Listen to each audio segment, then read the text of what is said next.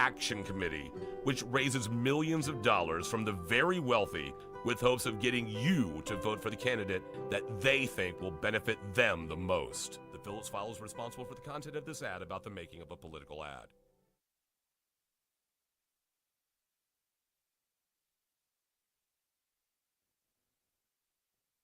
Ginkgo Kielbasa, from the people who brought you Energy Brat, comes a taste you'll never forget. Ginkgo Kielbasa. The first time you met the love of your life and the smell of the air. It's a Meat Tube memory miracle! Ginkgo Kielbasa. Overcoming the rival team, and the first time you won the game. Listen to that crowd. Ginkgo Kielbasa. The first time you couldn't pay rent, and the taste of delicious ramen noodles. Ginkgo Kielbasa, the meat you'll remember. Every year, people spend thousands of dollars on pedigreed show-quality dogs. Fancy, right? Now look at your own dog. I'll wait. Feeling like the dollar value of your beloved pooch might be a little lacking? Hi, I'm Charlie Sousa. With my patented formula for canine restoration, my team and I flipped over 800 dogs last year alone. And this year, we hope to double, triple, or even quadruple the value of your domesticated best friend. Paid $100 for your chihuahua at a rescue shelter? We'll take that little shaky son of a bitch and duct tape a spoiler to his hiney, increasing downforce and road traction. Bingo, bango, bongo! That mutt is easily worth his weight in pewter commemorative figurines. It's as easy as that. Has Rex's eyesight started to fail in his twilight years? My system will teach you to prop him up in front of a piano while wearing sunglasses as we pipe in the music of a beloved king of blind piano, Ray Charles. Rex's net worth has just increased by 11%. It's just that easy! Flip That Dog LLC is the only solution you'll need for all your dog estimates, restoration, and reappraisals. Hire us today or buy my new book, Life's a Bitch, and Now I'm Rich, by Charles Sousa. Call now! Don't spend money on your pooch. Make it. Flip that dog! Woo!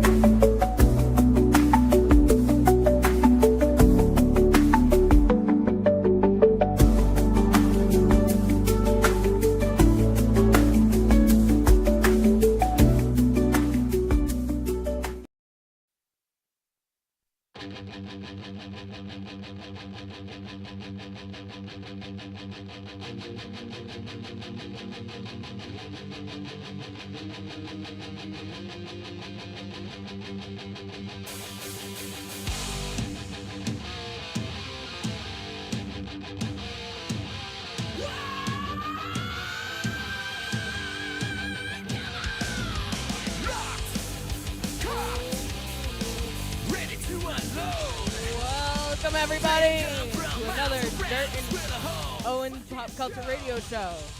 I am your host today because Owen is not here. I am Boston Britt, and in front of me is Dirty Dirt McCoy. Yes, And we also have the great and wonderful Bushy. Ooh, great and wonderful. man, you got double accolades there. That beard's coming back real good. I'm surprised. It seems to be growing twice as fast this time for whatever reason. Are you trimming it at all, or just? No, but I didn't trim it before. It didn't grow this fast. But then again, I was on the longer side. Like once your hair gets to a certain length, it slows down. Yeah, you're getting more full. Well, I tried. I made it about 3 weeks, or no, it was about a month and a half. I made it without. I was trying to leave everything go: mustache, neck beard, because I was trying to go straight up Santa Claus beard, like hair up to my eyes and everything. Yeah. First of all, the cheeks here don't fill out like the rest of the beard. It just is like, scraggly whiskers. Okay. It looks like any 14-year-old's beard, And then the neck hair was just too hot. I've never seen a 14-year-old with a beard. Yeah. They always have that dirt stash looking thing. My beard at 14 looked like my cheek beard now. I don't have those problems. No, I think I started getting facial hair around 15, 16, but I did have a buddy named Ernesto, and he started getting facial hair like a 5 o'clock shadow at 13. We were in 8th grade or something. 8th grade's 13, right? Yeah. 13, 14. Yeah, 13, 14. Yeah, he had facial hair at 13, 14 years old. Jesus. That's crazy. I knew a guy who had a full beard on graduation day, full beard, and the only reason he grew the beard was just so that he could walk across the stage with a full with beard. a beard. Yeah. Yeah, when you're in high school, that's a big deal. Yeah, no, I never had like anything more than a slight goatee. You know what I mean? I did have facial hair, but it was not beard level at all. I was able to grow sideburns in high school. That's it. I know a lot of the teenagers in my town, when I was like growing up, grew beards just because the town next to us had a packy that would deliver. So they would never check IDs. Now they do. But they would never check IDs. So you could literally be like, yeah, I need a delivery over here. And they would bring it. And, like, no problem. Drop off kegs, drop off liquor, drop off When beer. you said Packy, I thought you meant like Pachyrhinosaurus. I'm No, like, it's you a guys have a package store. dinosaur that would fucking deliver alcohol? That's awesome. It was a package store, packy. That's what we call them in Boston. They're Okay. packies. Yeah, you guys have weird words for a lot of shit. But yeah, they would deliver and not even check an ID. They wouldn't make sure that an adult was home. They would just be like, "Here's the booze," So a lot of guys would just grow out their beards so that way they looked older.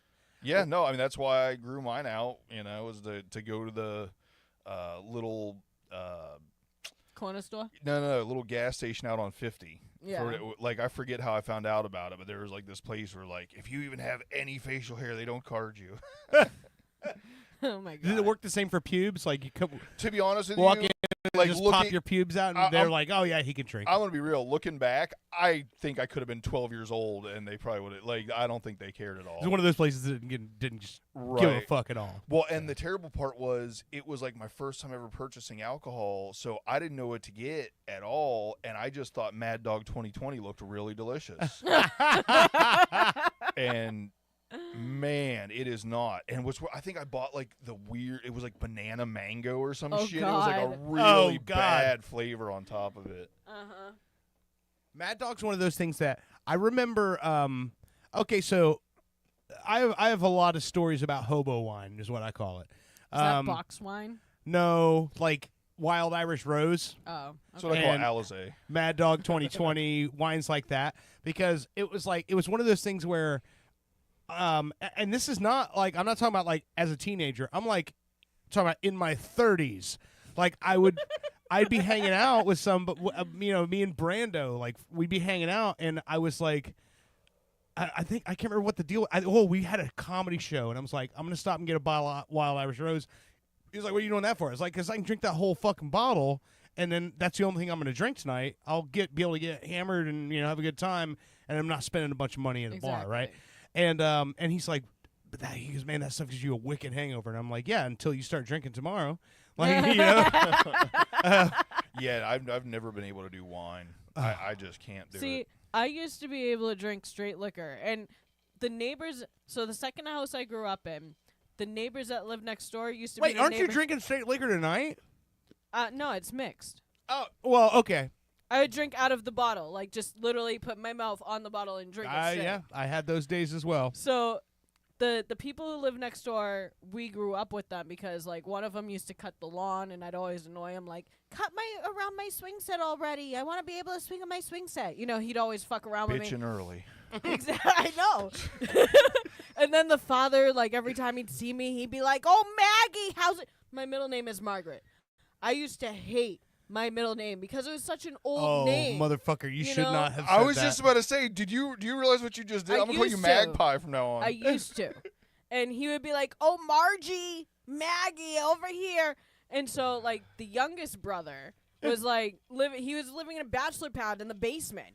So I would like literally go in his part of the house and steal his booze, and he'd be like, "What are you doing?" I'm like, "I'm taking this vodka with me." And he's like, "Oh, okay, cool, whatever." Some strange girl just thinks she can come in my house and take my alcohol, and I'd like just drink it like straight out of the bottle.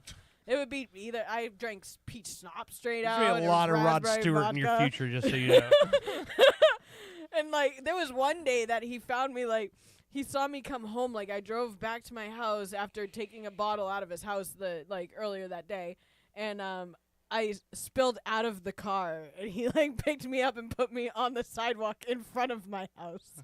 I was like, "You could have just like leave me in my driveway at least. Like you just left me in front." That's fucking nuts. I love it. Hey, I like the fact that it was his fault.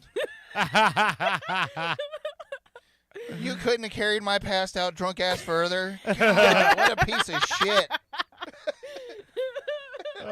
Fucking I old was a drunk sloppy Maggie drunk next back- door. Right.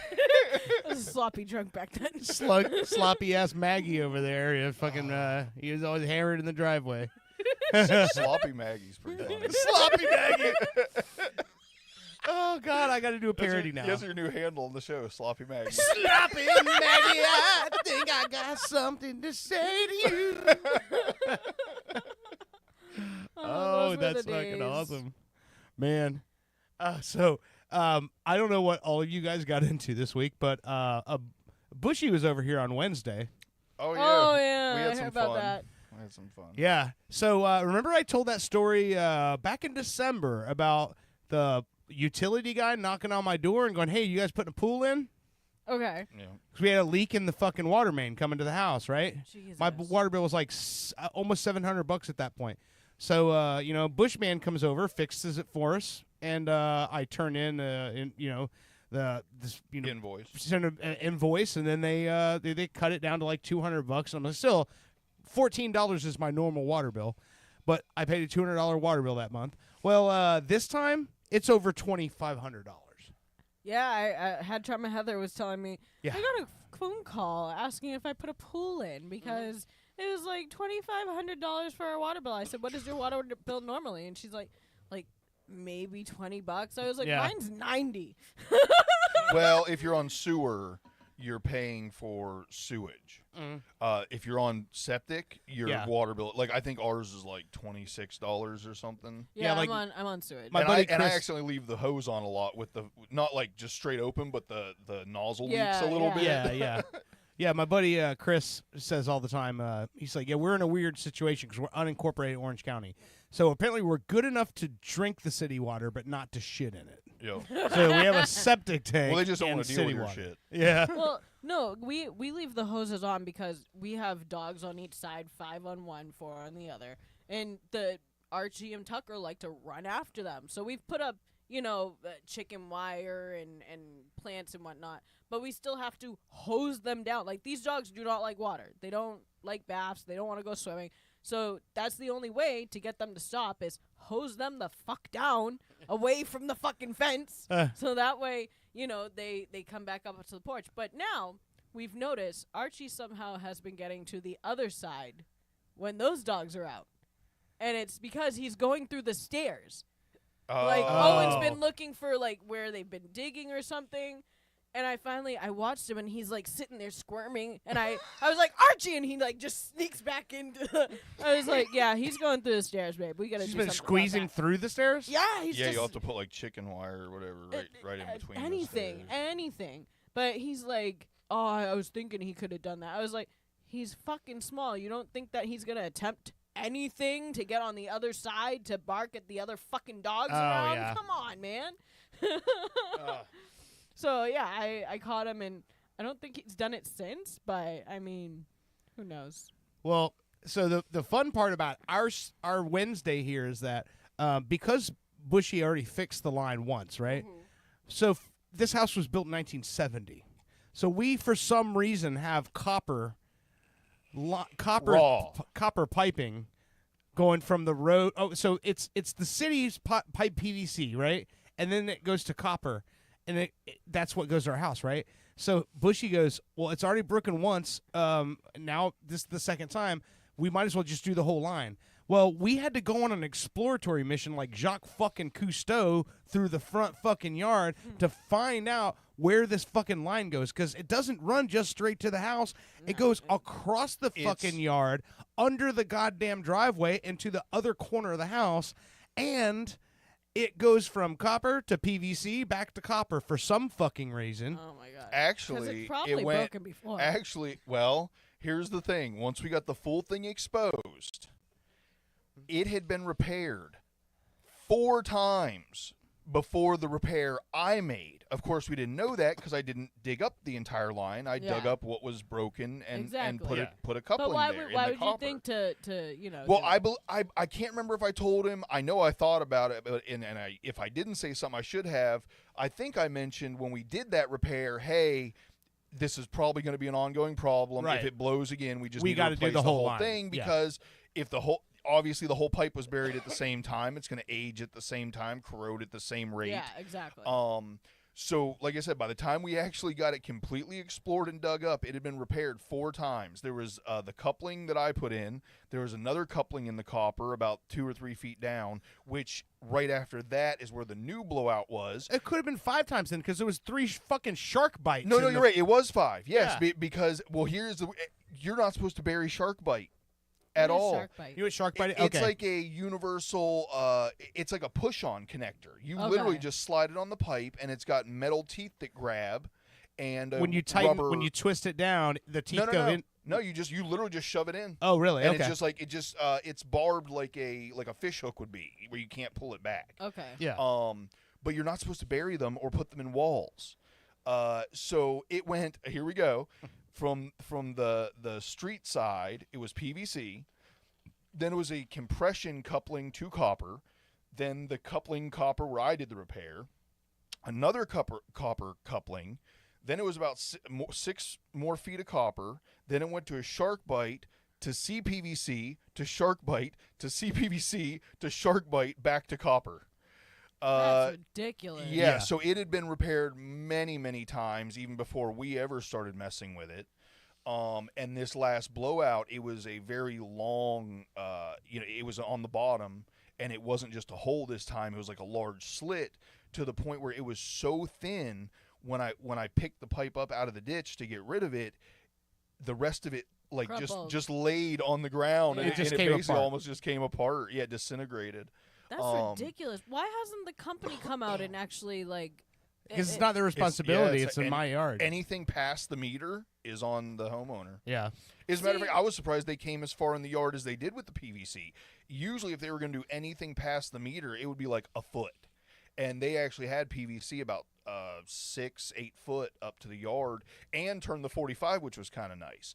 But he was right. It was very exploratory because 99% of the time, the way houses are plumbed now is it would be wherever you see the closest hose bib to the meter is where it's going to enter the house. He has a hose bib right on the front of his house. Yeah, like, it doesn't go like there. 20 feet from the 25 feet, and it goes all the way to the opposite side of the house on a 45, and like you said, underneath the driveway and stuff. So hopefully the Nothing under remaining the copper driveway, that's yeah. under the driveway holds, because if not, we're going to be That's renting gonna be- concrete yeah, saws, that's and gonna it's be going to be very a expensive. big. We're going to have to fucking cut the goddamn driveway Yep. to get the rest of it out. Yeah. See, I don't see why they would have paved the driveway if it was. Oh, gonna not be to like- mention where it's going into the house is like 5 or 6 shark bites, which it shouldn't be either. Yeah. So That makes no sense. See, I know in the town that I grew up in, right? The airport ended up having to fix everybody's windows in that town because all the houses were like 100 years old or more.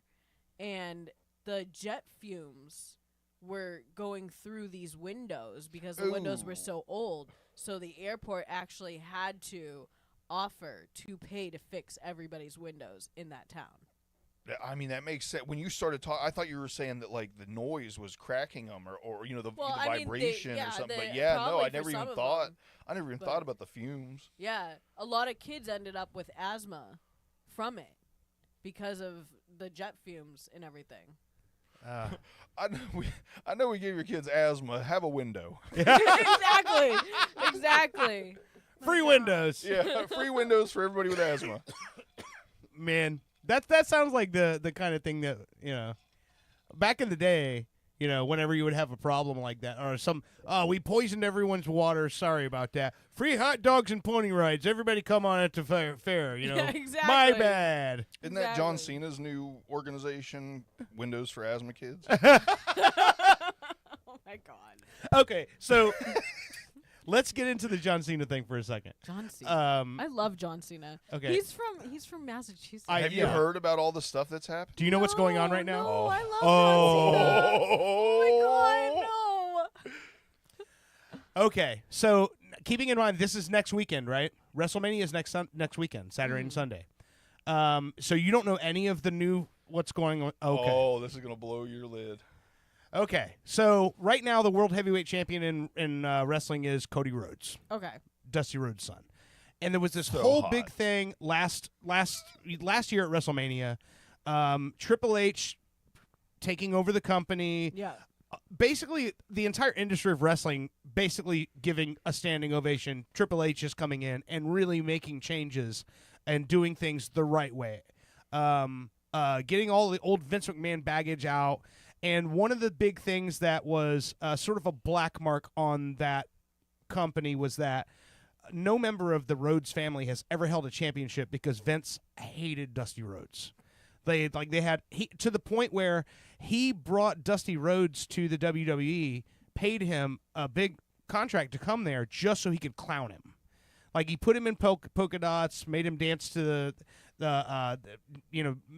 this ridiculous song, "The American Dream." Like that was his nickname before, but Vince turned it into a circus act, Yeah.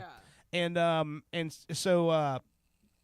in fact, they had a character called Hakeem the Dream, Yeah. who was supposed to be the African Dream, and he danced like Dusty Rhodes, like all kinds of shit, right? So finally, Cody is wrestling in Japan, and he had been with WWE Yeah, because when he was younger, and he did Stardust, played Stardust with his brother Goldust.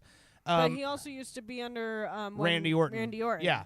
So anyway, Cody leaves the WWE and becomes a star in his own right with Ring of Honor, New Japan Pro Wrestling, AEW. He basically starts AEW with the Young Bucks and creates competition for the WWE. Yeah. But he always wanted to come back. He wanted to come back and work for them. So Triple H brings him back. They make him the champion, and they close that book, that story. You know. In fact, what was really cool was Triple H bought his dad's Rolex back. Dusty Rhodes sold his fucking Rolex to pay for Cody's wrestling training. Okay. Well, Triple H went and found the fucking watch and bought it back for Cody, and they gave it to him at the press conference afterwards. It was a whole big thing. Well, The Rock also came back during that time period to play the villain. Yeah. And this character, the final boss, which is one of the greatest things I've ever seen in wrestling because he's so fucking good as a bad guy. Yeah. Well, last month was Elimination Chamber. Royal Rumble happens. John Cena gets to the last two, gets eliminated by Jey Uso. Elimination Chamber, his last chance to have a main event match at WrestleMania. He wins the Elimination Chamber. Now he's going to be challenging Cody Rhodes for the championship at WrestleMania. Okay. The Rock comes down, gets involved, tells Cody Rhodes, either you come with me or your legacy dies tonight. And he says, no censorship, hey, Rock, go fuck yourself, like on live television. So Cena's in the ring. Cena's hugging him. They're holding their hands up. It's a whole thing. The Rock turns to Cena, finger across the throat, and Cena just destroys Cody Rhodes. Oh, Jesus. Cena is a heel. He's a bad guy for the first time in his entire fucking career. Wow. Now he's just turned heel. All of the faces on these kids in the audience, amazing.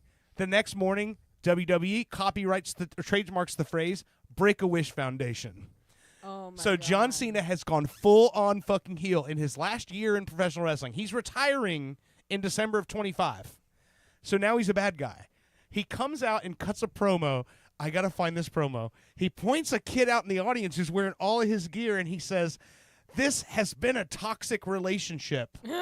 He's like, even that kid is toxic, and points this kid out. And you watch this kid's face just drop. Well, that kid's loving it now because he's doing interviews and shit, right? But this is one of the most amazing things I have ever seen. And people don't know what the fuck to make of it.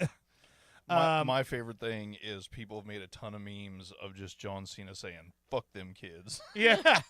I can only imagine now. But no, his raps are so good as well. Watch- I enjoy his songs. Okay, so check this out. This says John Cena's relationship with kids is over. One kid right there is a toxic, dysfunctional relationship.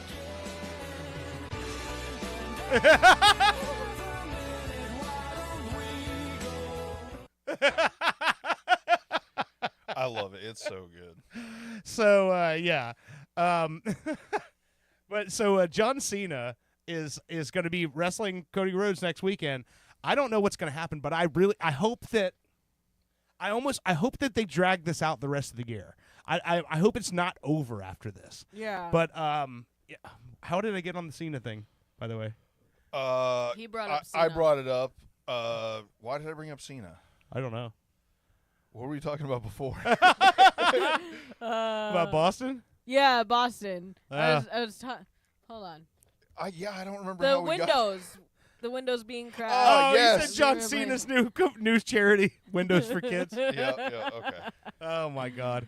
But Brought yeah. it back around. So yeah, it's gonna be fun to watch to see what happens here because all these storylines. I know I don't follow wrestling as big as I used to anymore, but I follow it enough to like know what's going on. And always WrestleMania, I watch the Royal Rumble and I watch WrestleMania without fail.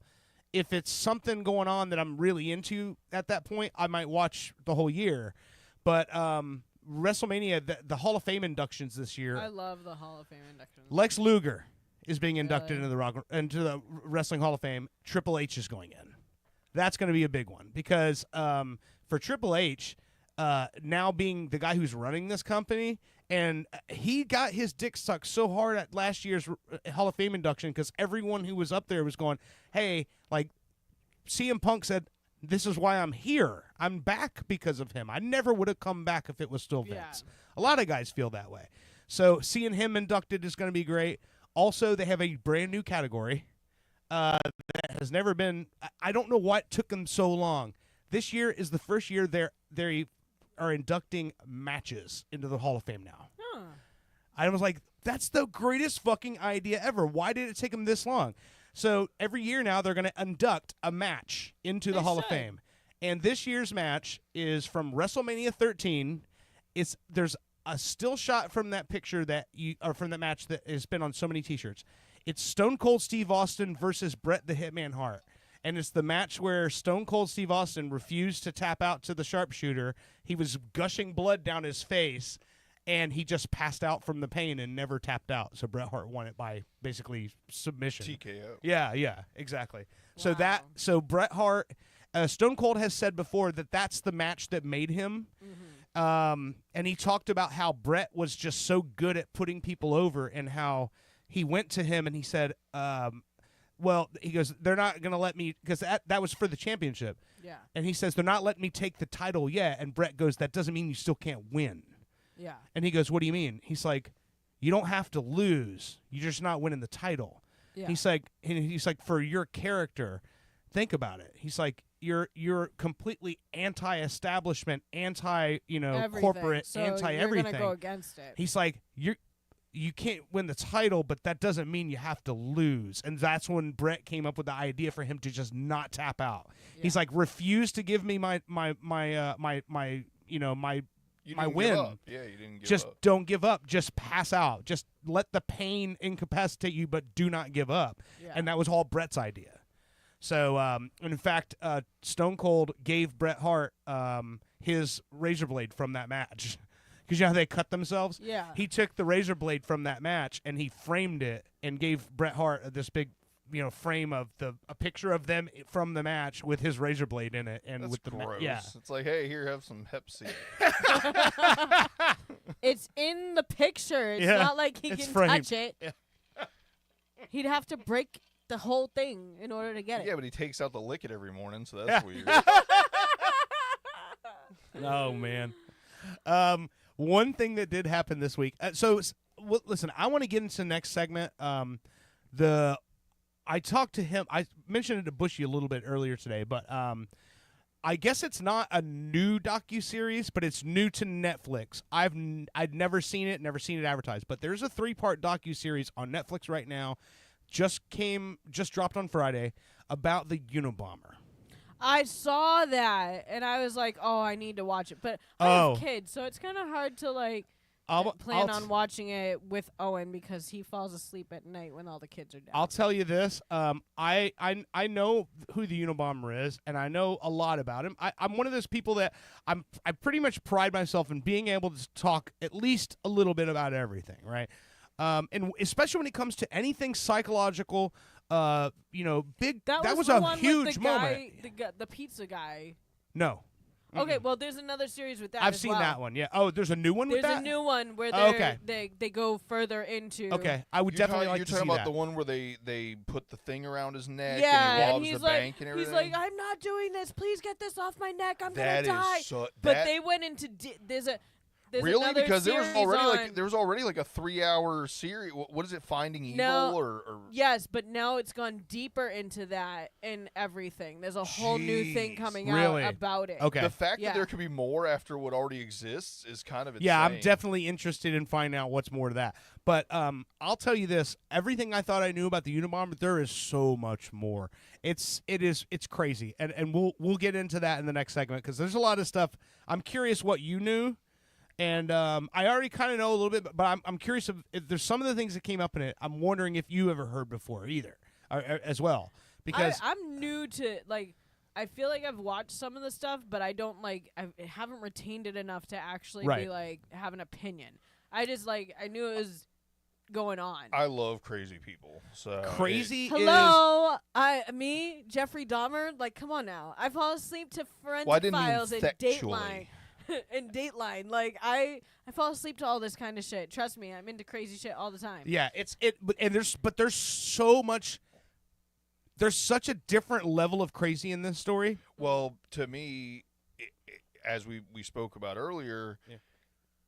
the crazy part is he basically made a bunch of predictions that have all came true. Right. As Yeah. where society was going to go Yeah. and end up and So all it's this like the stuff. Simpsons. So Let's not go into that Right, anymore right, because right, I want to discuss it at length in the are next we segment. already but- almost done with the first segment? Yeah, we were 30 minutes in, dude. Yeah. I still 30 have, I minutes, still that's have to nothing. talk Call about, Kevin. I still have to talk about what happened on April 1st. So Okay, let's we'll get into that. Anyway, so this week, it was Wednesday. The new trailer has dropped for season 27 of South Park. Mm-hmm. This trailer's only 27 seasons. yes. Okay, these guys are so goddamn topical. Okay, so everyone like who's ointment. like South Park with the fart and dick jokes. Let me tell you, these guys, if you don't watch South Park, I fucking feel bad for you because this world is such a fucking joke as it is. They actually give me a fucking reason to laugh at the fucking bullshit that we're fucking dealing with, right? Exactly. So when I saw this trailer, there is so much in this trailer that we already know they're taking on, like they're poking fun at. I cannot wait for this. But I want you to watch this and see how many things that you can point out.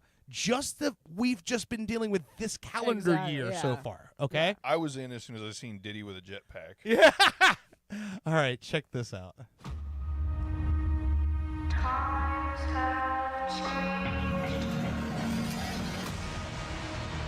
The acclaimed drama returns.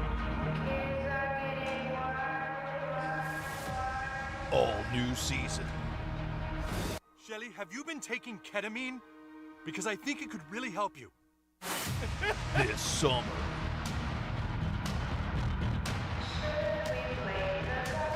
Canada.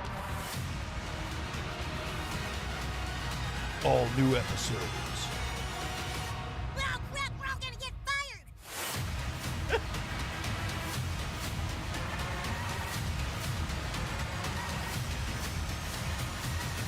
Where are you going? It's okay, Sharon. I'm just gonna do some ketamine and fuck around with the government a little. See ya.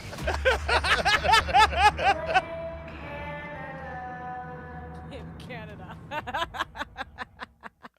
Is that fucking incredible? That is incredible. Did you notice that Kyle was in bed with the measles? Yes. My God. I'm sorry, but me having 3 kids, right? Yeah. I am all about making sure that they get their fucking shots, their Yeah. vaccines. I'm sorry. I if they come home and they have temperatures and they're crying, I will deal with the fucking issues of that. I have no problem with it because I'm not having my child die of measles. Yeah, Like, something that's preventable but not curable. or Sheep. Bah. No, I'm or just kidding. I'm not having my kids get polio. Like, yeah. I Well, then mean, maybe don't give them a seriously. microdose of it. But like there's saying. some who there's no scientific there's No noth- scientits. Hold on. There's no Hey there, scientific scientits. There's no Science tits would be a great nickname. There's no Sub-science tits? scientific No, scientits. there's no scientific proving that vaccines cause autism. Right. You That's what they want your you to believe. genetics are the reason why your children have Well, autism. It's like I always Well, and- yeah, but and if they didn't get it till after the vaccine, I always what I always say to my to people whenever I don't, first of all, I don't get into conversations with people about it. I don't fucking discuss it with people because it's just one of those things where it's like I'd rather not like waste my time Opinion. because people are going to do what they're going to do and whatever. But what I always point out is I have a will- brother who's a doctor, and both his kids are vaccinated. I will say it's odd that my dad was doing pretty decent and then died like 2 months after he got the COVID vaccine. Well, that's all I'm that's saying. that hasn't been around for centuries. Like it's not been tested over and over again. It was something they made up real quick and said, "Here, shoot it into your body." Well, right. I mean, at one point in time, yes, the polio shot was done like that, but it's been patented and remade and whatever. Now it's like, they Well, got it right. I understand. I'm just playing people's- devil's advocate. Yeah, no, by no, the I way. get, Like, I get, yeah. aside from the COVID one, and I think I've even talked about it before on the show, that my biggest issue is just like you were saying, not that I didn't necessarily believe in a COVID vaccine or that it would be beneficial. I don't believe in anything that's rushed out that quick. Whether it be Exactly. a part for a vehicle, Yeah. or if something is untested, it's untested. Yeah. Period. I can Exactly. understand, like, I by all means, like, when it comes to the COVID vaccine, I completely understand, It's all different of than that. all the other vaccines. It's different. Yeah, totally different. But, like, I mean, there's a reason why our parents have scars from the smallpox Exactly. vaccine and we don't. It's Yes. because it worked. I mean, Yes. I still got a lump in my damn arm from a tetanus shot. Oh, yeah. Yeah. But the thing is, like, with I've seen people posting recently where they're like, they got this COVID vaccine out, but we still don't have vaccines for the cold or for cancer or for AIDS. And I'm like, well, number one, all three of those things are literally you can't Right. you can't have a vaccine for those the common because cold is the common cold. There's not Right. much you can do about it other than drink some soup and fluids. Right, but- and but is the that a thing real is- thing or is that a wives' tale? The chicken soup thing. Like, Oh, I don't know. why does chicken soup supposedly? I think it's just getting fluids into your body. Yeah, but chicken soup is like 90% salt. Maybe the maybe salt it has gets something rid to do of with it. Maybe it's sodium. I don't know. Right? You're not.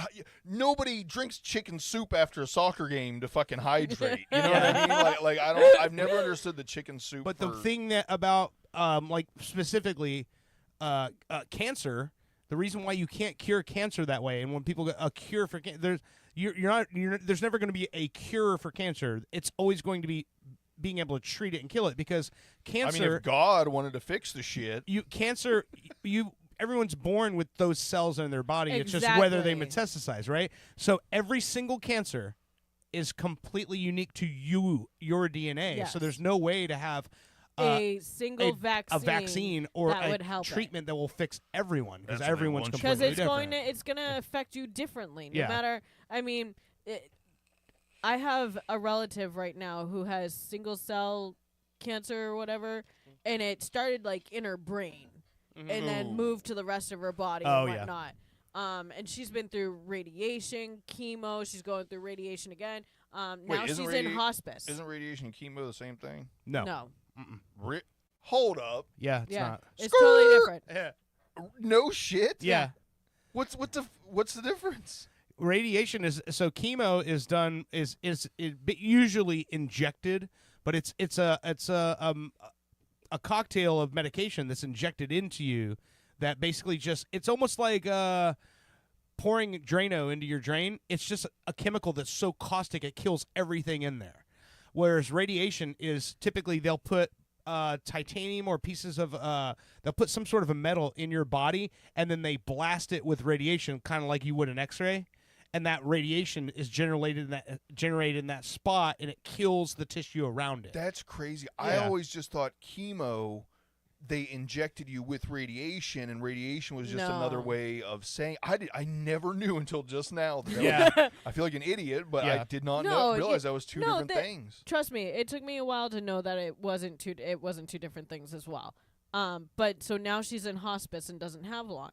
But everybody that like my mother knows that has had this before, they were dead within days of finding out that they had it.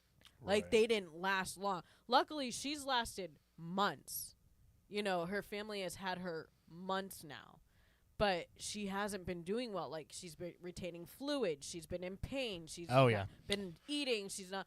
We'll And give her some chicken soup. but you know, it's one of those things that like people just don't understand. You know, there are intricacies. people who have lived to 110 who have smoked cigars every day of their Oh, yeah. life, Yeah. drank bourbon every day of their life, and they died at 110. Then there's the people who quit smoking at 40 and quit drinking at 40 that die at 42. Brain It's- aneurysm or heart attack. You really or- can't tell what the fuck's gonna happen. Or there's the for people you. who die of cancer at 7. Exactly. You You, know? don't. I I You mean, don't know what's I gonna hate to happen say with it, you. and I know it's a lazy excuse, but that's pretty much why I eat what I want and drink no, what I but want. I hear and, you, You know, true. once I You- finally get diabetes, I'll have to scale back on it because it's definitely coming. I mean, every single member of my family, immediate family, has had diabetes. You know, if I- so- It's like I not a look matter of at- when, of if it's but when. yeah. If I look at my brother was smoking cigars, smoking cigarettes, smoking weed, chewing Chantix, taking Chantix, chewing the tobacco, and drinking like a fish, and he lost like a ton of weight right before he died. But I mean, his arteries were clogged so bad that there was nothing they could have done. I mean, if you to get rid save of the him. chewing tobacco and add ecstasy, coke, meth, acid, mushrooms, MDMA, GHB, I should be dead. Many times. But- I just want to say real quick, breaking news. University of Florida knocks out #1 overall seed in the NCAA men's tournament to reach the title game. Woo! So, yeah, Florida came back from an 8-point deficit to knock out Auburn 79-73. So Very nice. that means this coming week that the Gators are playing for their first ever men's NCAA basketball title. It's crazy. They're a fucking football school and they're playing for a basketball title now. That's crazy. Yeah. But I'll tell you, so when it comes to like the flu vaccine, Break it down for me. I cannot get it. Why? I stopped getting it when I was 18. I've never because had one. Every time my mother would make sure give her the flu vaccine. I would be down and out for a month. Like I would be out of school for that long because of the flu vaccine because I would have the flu and it was horrific. Like I could barely eat. I was throwing up. I was throwing up even when I didn't have anything in me as a kid. So when I turned 18 and I was in college, I was like, fuck that shit. I ain't getting it. Swine flu. I got swine flu because I got the fucking vaccine. Supposed All to be right? fucking with pigs. I was You out do for you do months. understand what a vaccine is, right? It's Yeah. it's just a But- small amount of the Yes, sickness. but every time I say this to a doctor or a nurse, they're like, it doesn't give you the flu. Excuse me. I don't care if the virus is fucking dead in that shit. I will tell you from this day that I have always gotten the flu every time I got that fucking yeah, no. shot. a- Yeah, anytime Don't tell I me ever shit. had a vaccine, I got symptoms of what the vaccine Right. was for. So I that- also just want to say most vaccines anymore are not the dead virus like it used to be. There's antibodies and the things live around culture. it now. Yeah. Yeah, there's not like they're not all live culture like that anymore. But regardless, it is what it is. I prefer all my injections to be live culture. I just want to bring back to South Park really fast. This is, the fucking Canada angle, because of everything that's going on right now politically, which I'm not getting into the politics of it, but the blame Canada Yeah. angle of South Park Blame from Canada. 20 fucking years ago. In the trailer, for those who haven't seen it, the Canadians are in the harbor in New York pulling down the Statue of Liberty and storming the United States.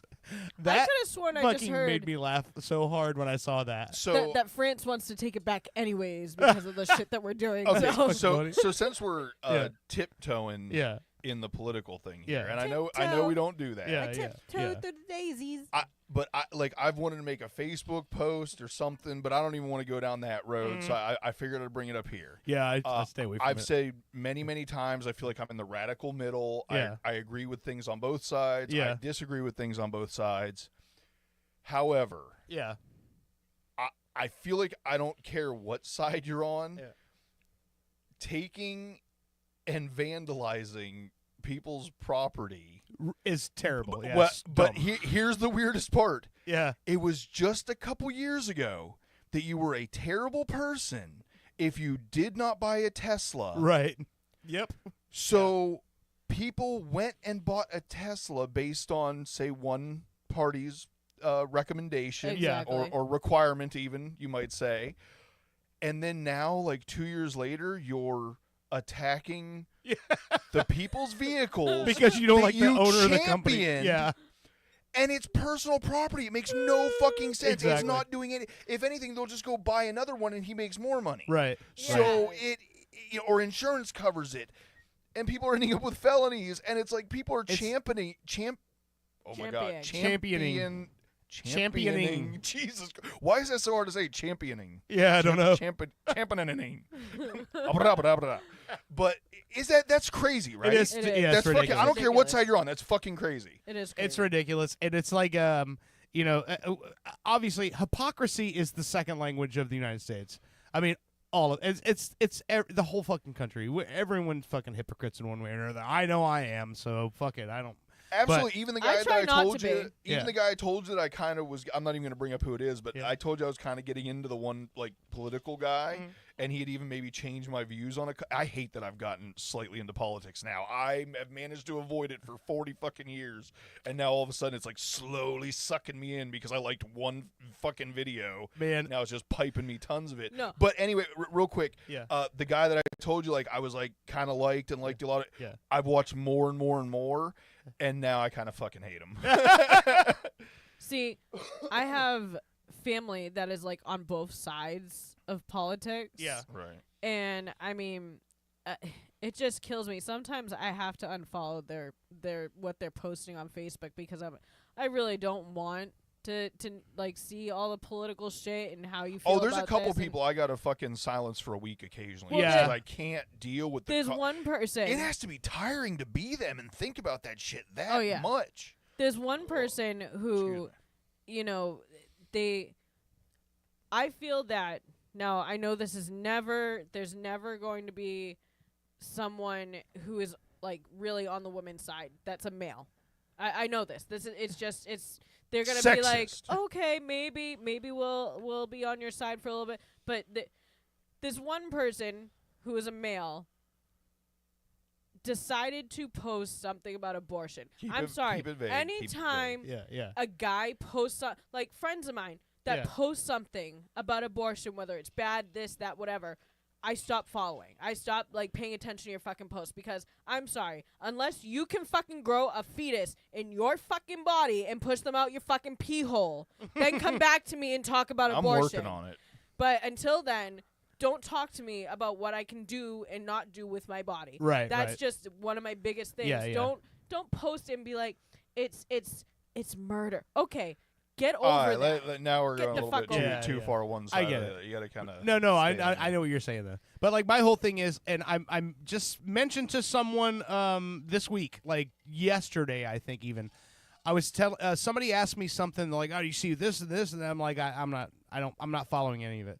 Like, you? I'm like, yeah, me, the American history fucking major guy. Like the guy who has literally followed politics since I wrote to frickin' President Reagan when I was fucking 8.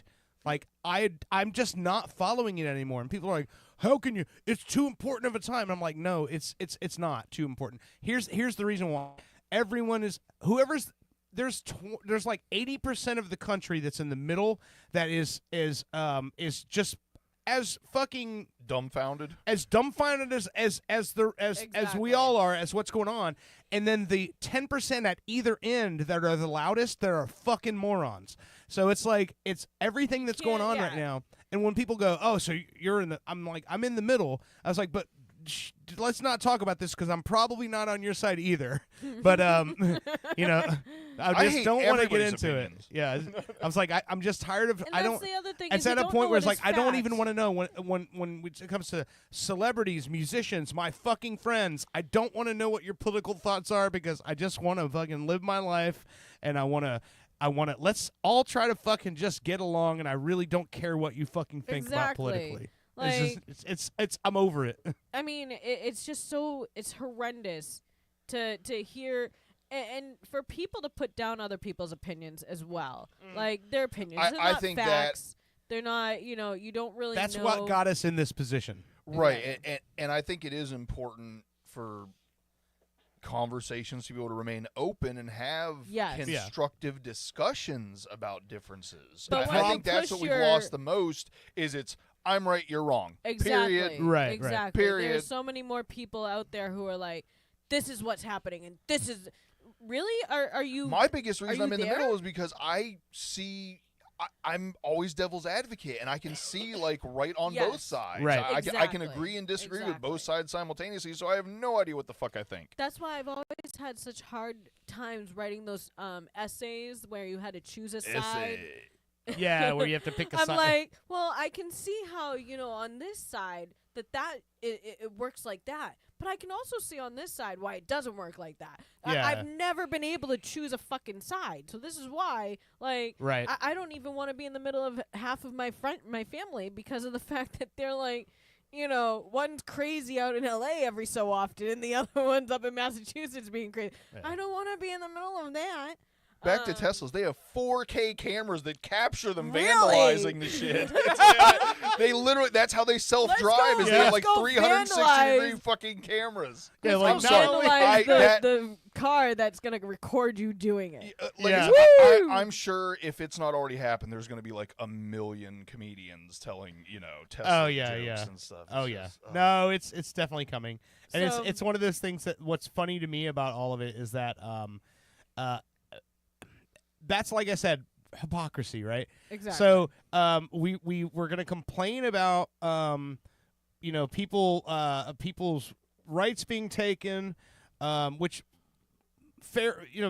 I'm not saying like you don't that you're not right in that, but people's rights being taken, people being treated treated unfairly, but we're gonna cheer when somebody damages someone else's property. Yeah, that like makes it no just makes no sense. fucking sense at all. It really But doesn't. it's just one of those things that I have I don't even know where we're at right Yeah, now. I was going to say, I'm sorry I even took us down this road. It's No, just that one, like yeah. I said, if you have any kind of sense at all, Yeah. left, right, Yeah. whatever, that is just a fucking odd one. Well, okay, so on a good note, Yeah. kind of good note, We don't do good notes the Jackson. first segment. Jackson just celebrated his 5th birthday. Hell yeah. Okay, Yeah. he got tons of clothes, tons of toys, everything. He's already destroyed a couple of them. Great. Anyways, so we decided that we were gonna go to a theme park to celebrate his birthday. Yeah. Right. His birthday is April Fool's Day.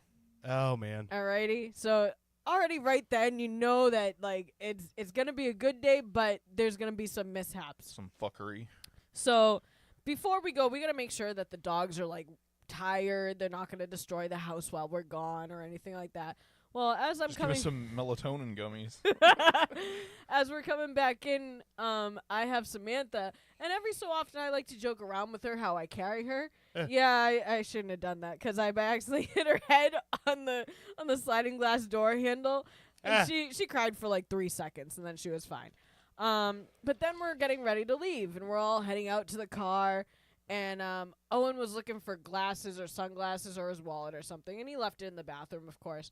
And Jackson's like, "Oh, I saw it!" So he starts to run back in, and our baby gate got destroyed. I don't know how it got destroyed, but it's destroyed. So we can't keep the dogs from coming down the hallway to get out the garage. So Owen's like, "Oh shit, the dogs!" And Jackson's hanging on to the frame of the door near the hinges, and he gets his fingers slammed in that. And he's like, oh! And he's obsessed with if he gets hurt, he needs either an ice pack or Band-Aids, because that's all that's going to make him feel better. Oh, I just like man. the fact this is the positive note. Hold on. This child abuse. Hush. Anyways. Hold on, guys. Happy time. So we get him the Band-Aids. He's all happy again. We get in the car. We go and do a few rides that he wanted to do. He specifically asked for. Then we're like, oh, my God, why don't we go see the eggs over at Grand Floridian? Because they carve Easter eggs and everything like that. Smells like chocolate. I wanted to eat chocolate while we were there. I didn't get any, unfortunately. But so we're on the monorail going to the resort. And Samantha decides that she wants to learn to jump off of the seat on the monorail. And we have, like, us blocked in by the two strollers. And she, instead of, putting her arms out like normal or trying to shimmy down, turn around and everything, she face plants and gives herself a nosebleed on the fucking monorail. So I'm trying to clean it up with, like, baby wipes and everything. And Owen's getting mad. He's like, we should just fucking get off here. Like, I'm like, she's a kid. They're going to get hurt. Like, they're not, literally, there's not much you can do. They're going to end up with bumps and bruises. As long as they still have all 10 fingers and toes and are alive and well, you're pretty much doing fine. So then on the way home. Just let anybody have kids. On the way home, we're driving, and I told Owen, like, oh, that house has been for sale for, like, ever. Finally, they fucking sold it. I'm And bored. Let's buy it. He looks over at the house, and I see that the bunch of cars are lined up in front of us with brake lights, and I'm like, Owen, wait! And he, like, touches the brakes. They lock up. We have to turn a little. Jackson's asleep, and he took his arms out of his harness, and he smashes his face into the back of the seat. So now I had to take him to his 1-year checkup, and they're like, we might want to get that x-rayed. Oh, God. I was like, oh, Jesus Christ. Now he has a broken nose or something. They haven't told me yet. But, like, he had bruises and everything. I felt so bad. He loved it at radiology. He was like, they're going to take a picture of my nose. Yay! I'm like, take a this picture is of my not nose. good, dude. I'm gonna say, is that the positive part? I'm still waiting. You're like positivity, and then you've told He went horrible on things. awesome rides. He had a great day. That was 2 seconds of the last 7 minutes. He didn't want to go on the Pirates of the Caribbean. He was like, no, I'm scared. And I'm like, come on, buddy. You love this ride. You get love broken it. noses all the time. This is nothing. Yeah. So he goes This is on the better ride. than getting your finger slammed in a door. When he gets off the ride, he's like, I love this ride, Mom. We got to go again. That's a hard decision, whether I'd rather have my fingers slammed in a door or my nose broken. I don't know which would be worse. Fingers, or no, the nose broken's worse. It's got to be. Yeah. But I'm a think guitar it'd be- player. Yeah, so having your fingers. Yeah. Yeah, okay, so yeah, if you're talking repercussions for you, then yeah, you'd want yeah. the broken nose. Unless you Yeah. play with your guitar with your nose. Then I've never tried, but hey, He man. can play it with his feet. Yeah. Oh, and I think still wants us to have an Olympics between feet, mine and yours. Oh, yeah. Oh, the Toe Olympics. The Toe Olympics. About that. All right, I gotta take a piss. Let's Yeah. go. Let's go to break. The album I'm featuring today, my sister-in-law Lily sent me this record today. If you guys don't know who Jason Isabel is, he's a new record out. It's called Foxes in the Snow, he's a sort of like a outsider in the country music industry, meaning he sides towards like more of the traditional old school sort of country. His wife is Maren Morris from Highwomen. She's a country singer in her own right, but this new record is fucking amazing. This is the lead single. It's called Bury Me. But this dude is just Bury me where the wind don't blow, where the dust won't cover me, where the tall grass grows. Or bury me right where I fall. that fucking voice, man. Tokyo to Tennessee, I love them all. See the windmills turn up 55, still got so much to learn. He's one of those dudes that just, his whole sound, man. He doesn't have the beard and the scruffy look like you'd think of those old school country singers. But the fucking soul in this guy's insane. Anyway, you're listening to Pop Culture Radio. We're going to take a quick break and we'll be right back. That I can ride, and I ain't no outlaw, but I've been in side. And there were bars of steel, boys, and there were bars to sing, and there were bars where swinging doors for all the time between.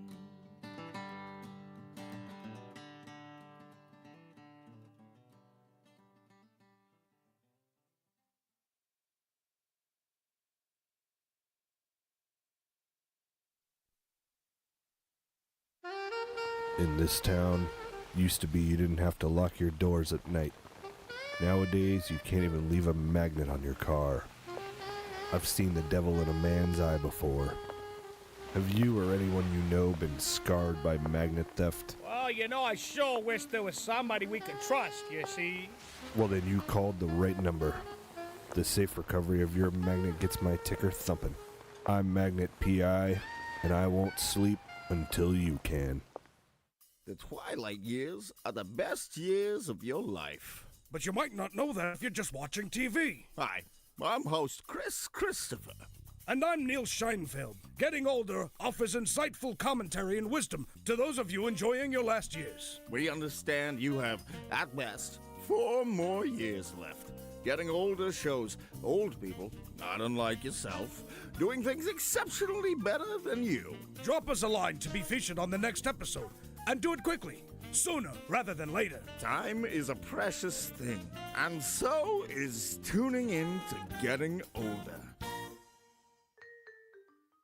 Just in time for the political season, PP Boy Records presents Ragtime Election Time, a collection of only the finest political parody songs featuring Killary and the Clintones with their version of the Deleted Emails Blues. The deleted email blues. Thank you. And the hit single Trump Dumps by the Trump Tonights. I'm in the dumps because today's Donald Trump's got this election all in a spin. I would be remiss to not mention the Bernie Sanders should have been nominated with their smash hit, Bernie Sanders should have been nominated. What's got you so agitated? What's got you so agitated? What's got you so agitated? Bernie Sanders should have been nominated! Ragtime Election Time, only on PP Boy Records. Get political with funny. Have you ever been hungry? Boy knows I have. And sometimes you just don't know where to go. That's why I started Steve's House of Food, where you can get all your favorite foods. Located in my house, Steve's House of Food has all your favorite foods like chicken, nacho, beef, bean, beets, bread, pan-seared foie gras with a Merlot reduction served on polenta, and snacks. Steve's House of Food, where your favorite foods are now also my favorite foods as well. Please come to my house. Please. We've all been there. You thought you had a great idea for a dispatch, but it just wasn't good. This is Cobra Cam, just checking in. Sure, it's hard to be original. What up, C-Lane? Sabrina, I love you, duh. Sean, you're a dick. You try writing a joke while you're using a weed whacker. I damn near killed him! Can I get a magnet? Embrace the fellowship of the 95%ers support group. Wiggle, wiggle, pop, pop. Remember, you are the 95%. So maybe they have the problem. If you want to live your best life, you need to call me, Jake Berman. My life revolves around sports, but maybe yours doesn't. That's why I'm introducing the Jake Berman Betterment Program. Let's hear from a few satisfied customers. He's changed my life. His classes, they mean everything to me. Excuse me, You sorry. need something? Cheryl, I'm gonna need those reports on my desk that we talked about by 5. Do you see my lips move? I am talking to I'm sorry, I a didn't realize friend. that you were talking to Can't someone. you see I'm talking to someone? But don't take my word for it. Jake's teachings really helped me process the death of my grandfather. Here we are to honor this man who loved immensely, who held tightly, who caressed. Hey, gently. come on! Is this a wake or a wake me up? Wrap it up, buddy! Come on! I'm Jake Berman, And the next time you wake up, you'll be that guy. Call 415-239-9878-61515. I want you to live your best life. Call 415-239-9878-61515. Then pound 10. I'm Jake Berman. Hey, I'm world famous radio personality Pinkman. You may remember me from your radio. I'm here to tell you about the newest app craze. It's called Pinky Man Go. Using the power of augmented reality, Pinky Man Go allows you to find real-life objects in the real world. Wow. I got loose changes. It was under the couch. Nice. You can trade that in for Pinky points, and then I can buy chips. Phone chargeroo. Oh my God. It was just there. You just unlocked a side quest. Now go find my phone. Okay. Guys, I just found Carkeezy. Perfect. I'm late for work anyway. Everyone get out of my apartment. Douchebags. Pinky Man Go! I love Pinky Man Go. From the makers of Sicker.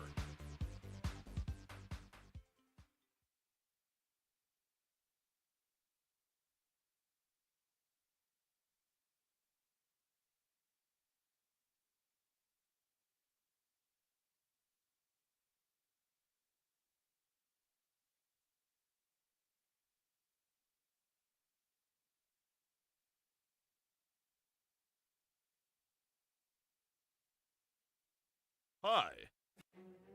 Do you handle sensitive information across your servers, but hate taking the responsibility of serious repercussions if they're mishandled?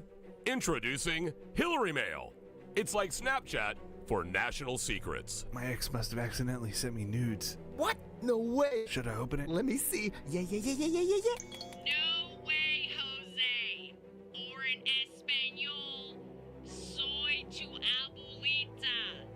Nothing sticks on Hillary, and it shouldn't stick on you. I just emailed my boss and told him off. Aren't you worried you'll be fired? Nope. I mean, you're gonna be fired. I got Hillary Mail.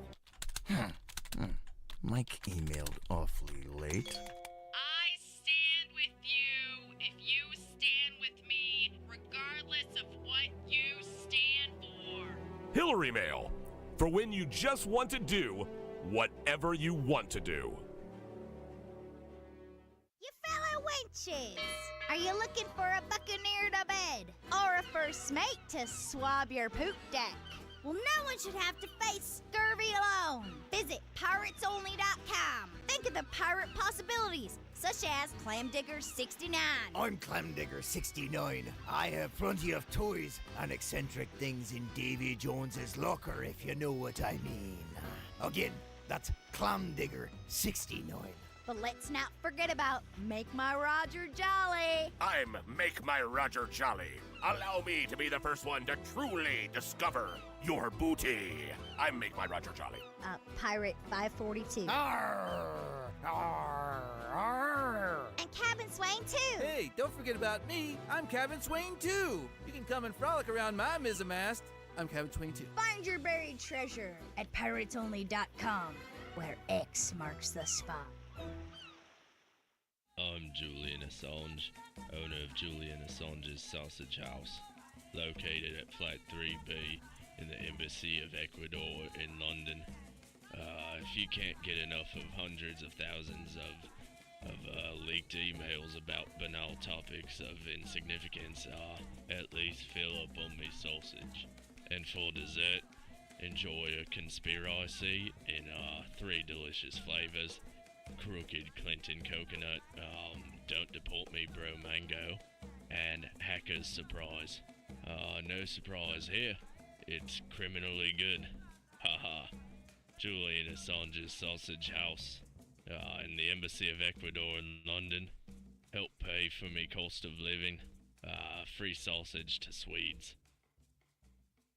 Take things to a new level upon Wii with the first annual French Riviera Games. Events include cigarette smoking, depressing filmmaking, scouting, esoteric performance art, and Moustache, fun for the whole family. We will have disinterested mimes that will challenge your child's sense of existential security. And a bounce house. A special appearance by over 50 Serge Gainsbourg impersonators. And Jean Reno. Check out our Midway games and events. And Baguettes. the French Riviera games. Where the wine flows like the river Rhone. Coming to an empty field near you.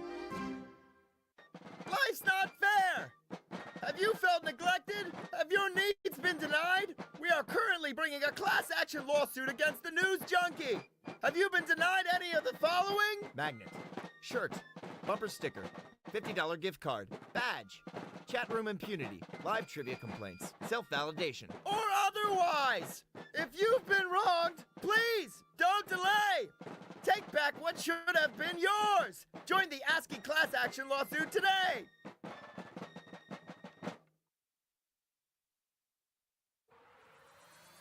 Tonight at 9 on Orlando's Super TV 3. She's a nun with a secret past. I must confess, I've never ever taken confession, never. He's a 12-year-old genius who plays by his own rules. Oh, DDoS hack of NORAD? Child's play. First, soccer practice. Together, they are Penguin and the Rookie. It's never gonna work, rookie. That's what my mom said about birth control. Two paths, one journey, where salvation and puberty collide. Defuse the bomb already, honey. I can still catch happy hour. Chill out, you old bird. I have 15 seconds and 10 are for boobies. Start the habit.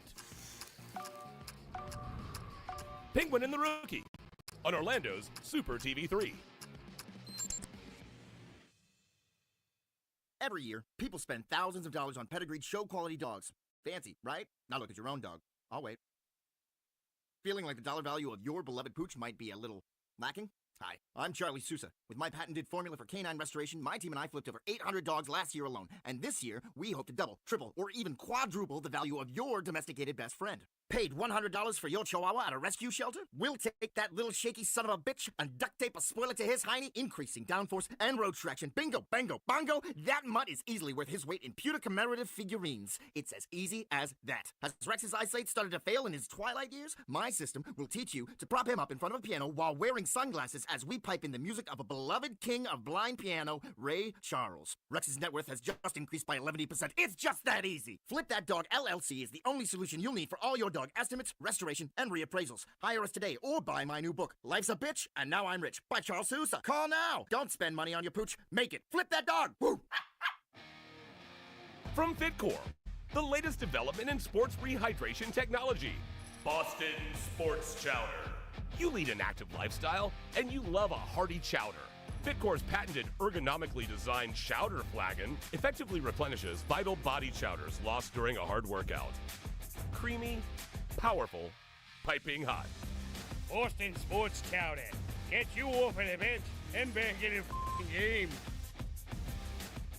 After being laid off, attorney Crab Newberg was able to recover $2.1 million from me. Thank you, Mr. Newberg. You're welcome, Joe. I was honored to recover $2.1 million for Joe after he was fired from his job, and I'd be willing to help you too. I've graduated from an accredited law school and passed an intensive examination in the state of Florida. No one has the right to treat you like dirt, but if they do, I will make them pay. Simply go to AskTheCrab.com and see what Crab Newberg can do for you. Want to open up a drive-through liquor store that doubles as a notary public and dry cleaner? That's all you, my sons and daughters of liberty. Here at Badass Hangry Eagle Brewery, we've been bottling up freedom for over 6 years, and we encourage every American to embrace their God-given freedom with their lips. And just in time for this crucial election year, be sure to look out for our Devil's Advocate series of handcrafted beauties. We'll have you playing both sides of the fence in no time with our party-specific fun facts of corruption printed on every bottle. Our Build-A-Wall VIP beer will infuriate your liberal friends, and our cover-up coffee porter will alienate your conservative ones.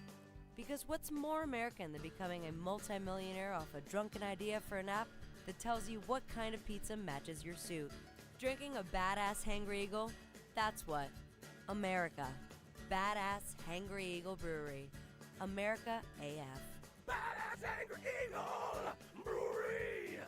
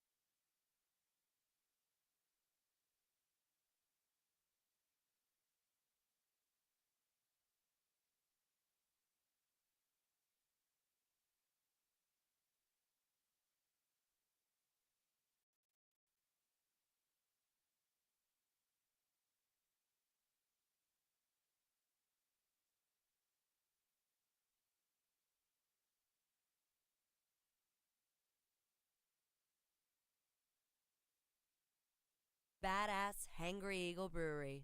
America AF. The Blackwell Building, Wednesday, 9:15 a.m.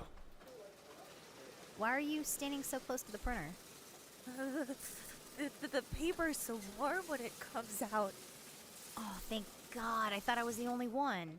Oh, this place is freezing all the time. I know, right? So I'm not the only one? Ladies, if you have time to be standing around, you certainly have time to be working. Don't you have anything you could be doing right now? Yeah, like maybe have a core temperature of more than 65 degrees. It's so cold. I can't type. I don't know. It seems fine to me. I just get back to work. That's all I want. I can't. Someone needs to take charge around here. Someone needs to light a fire in this bitch. Give me the papers, Alice. Wait, what? Men are always telling women what they can and can't do with their bodies. Now they have a stranglehold on the AC. Hold on. The thermostat is right over there. Literally, I can see it from here. It's 20 feet away. I have no control over that. Oh, right. It's always somebody else, never you, Harold. Smash the windows! You guys realize this is a felony, right? My nipples could cut diamonds, Harold. Diamonds. Like, you're going to jail, or at least there's a hefty fine. Cold as hell, and I'm not gonna take it anymore! Did you know male-controlled thermostats are the #1 leading cause of workplace violence? Don't be Harold. Always keep your thermostat set to 82 degrees. It's the only way to stay safe. If you think having fun at the sports game is sitting on your hands, you need to call me, Jake Berman. Hi, I'm Jake Berman, and I've been getting under the skin of professional ball players the world over for decades. And now, I want to teach you how to heckle like the pros. Cheering on your home team away from home? Hey, do they just breed losers here? It's like this place is a toilet bowl. Or trying to impress a date? Stop. You are Just so stop. Please bad. stop. You're Just such stop a right now. loser. God, I don't know why they even pay you. Don't call. I'm Jake Berman, and the next time you go to the ballpark, you'll be that guy. Call 415-239-878-61515. Again, that's 415-239-878-61515. Jake Berman, 415-239-878-61515. I want you to be that guy. 415-239-878-61515. Then pound 10. I'm Jake Berman. Hurricane, but her won't on my watch. I'm pilot Anthony Migliardio, founder of the only socially funded company that destroys hurricanes. Each year, hurricanes obliterate lives, property, and taxpayers' money. But I can solve this problem. Her won't stops any hurricane in any error-prone computer projection by detonating one simple, safe-tested nuclear bomb in the very center of the eye of the storm. Sound risky? After serving despite a dishonorable discharge, I've managed to sneak out with this bad boy. That's the sound of a 40-year-old floppy disk loaded with top-secret codes. Stop listening to phony pseudoscientists of climate change, and let's take back our planet.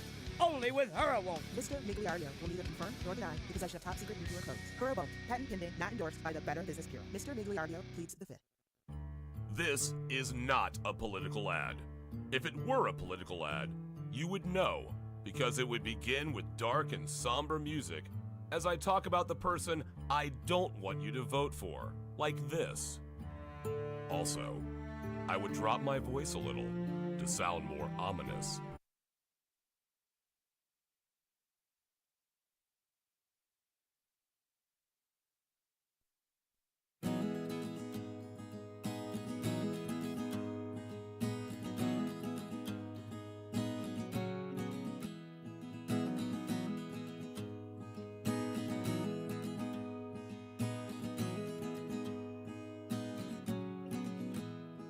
I had it with me everywhere I've been. Red clay under my nails, deep crimson on my skin. You could strip me of everything I own and just leave me with the memories of my Alabama home. I guess the highway didn't kill me after all. Well, I thought I was a goner in that trailer fire in Arkansas, but I just let it burn and walked away. Crawled back to crimson in the clay. Welcome back to Pop Culture Radio. I love how simplistic this record is. Like it feels like this whole album is literally just him and a guitar. And I know there's other instrumentation. I don't know that there's other instrumentation. It feels like it. I'd have to listen back to it. I think he may be doubling parts here and there or whatever. But this whole record is literally just so like singer-songwriter vibey. It reminds me of like old Bob Dylan sort of stuff, where it's just like literally a guy going into a sound booth with a guitar and fucking making a record. Like it's fucking really fucking like just chill listening, you know? There is something very intimate about one person playing a guitar and singing, and that's it. Yeah, exactly. And like when you've got the kind of power that this dude has, like his whole vibe is just big. You know what I mean? Like with that voice and everything, you're like, I could listen. Who did Sister Golden Hair? Wasn't that Hall & Oates? No. Sister Golden Hair. That's kind of what it reminds me of. Oh man, I can't remember now. I don't know that I'm not crazy, right? No. I agree. Yeah. It's there's a lot. There's. Oh, it's by America. Okay. Yeah. Right, yeah. but it's got kind of an America vibe, right? Yes, for sure. Yeah. Yeah, for sure. I could definitely hear the that. voice. Yes. Oh, yeah. I could definitely hear that. But there's not a whole lot of people, I think, that can pull off that kind of thing. You know. It's on the higher tenor side, right? No? I was more talking about like there's not a whole lot of people who can pull off the like an entire record of them just playing guitar and singing. You know what I mean? No. Yeah, it's like there's an album that they're actually making a movie about the Bruce Springsteen album Nebraska. That album Nebraska is literally just Bruce Springsteen in a guitar, and he recorded this album in a little cabin, like in the woods in Nebraska on a 4-track recorder, and it's just him playing guitar and singing. And that record is for Springsteen fans. It's not my favorite record, but for a fan of Bruce Springsteen, because I'm a fucking nerd for Bruce Springsteen, it's just a record because it's literally him in a cabin. It's not in a studio somewhere, and it was the album that came out before Born in the USA, so it was before he was like mainstream. Well, he was Born to Run was the album in '74 that kind of blew him up and made him a superstar. But it was before he was like a guy who could write his own checks. You know what I mean? Yeah. That it's one of those records that there's this whole folklore around it. In fact, Jeremy Allen White is playing Bruce Springsteen in the movie that they're making about it. Because kind of it was one of those stories where it's like the guy's already a rock star. He's already playing giant stadiums in America, and he has this identity crisis and decides to like he has the E Street Band that he's been performing with and recording with for all these years, and he just decides I have to do something and find myself again. So he goes out to this cabin in Nebraska and makes this great fucking record, and it changes him as a person. And it also endears him to a totally different audience of people, which are the farmers and the plains people that live in the Midwest and that aren't from fucking New Jersey, like all of his other stuff endears him to, you know? Yeah. And it's this record from Jason Isbell feels like that kind of a record where it's like this guy's literally just he's putting all of his eggs in one basket, and that's that. I think I can write really good fucking songs. Yeah. So let's see if the songs can stand on their own. And I mean, so fucking good at it. Very cool. Yeah, it's just it's one of those guys, and he's also somebody that I respect immensely for his resolve. He actually walked out of the Country Music Association, withdrew his name and membership from it because of the way that they basically profited off of the name of Merle Haggard when he passed away. Him and his wife both walked out of the Grammys because they omitted John Prine from the In Memoriam segment.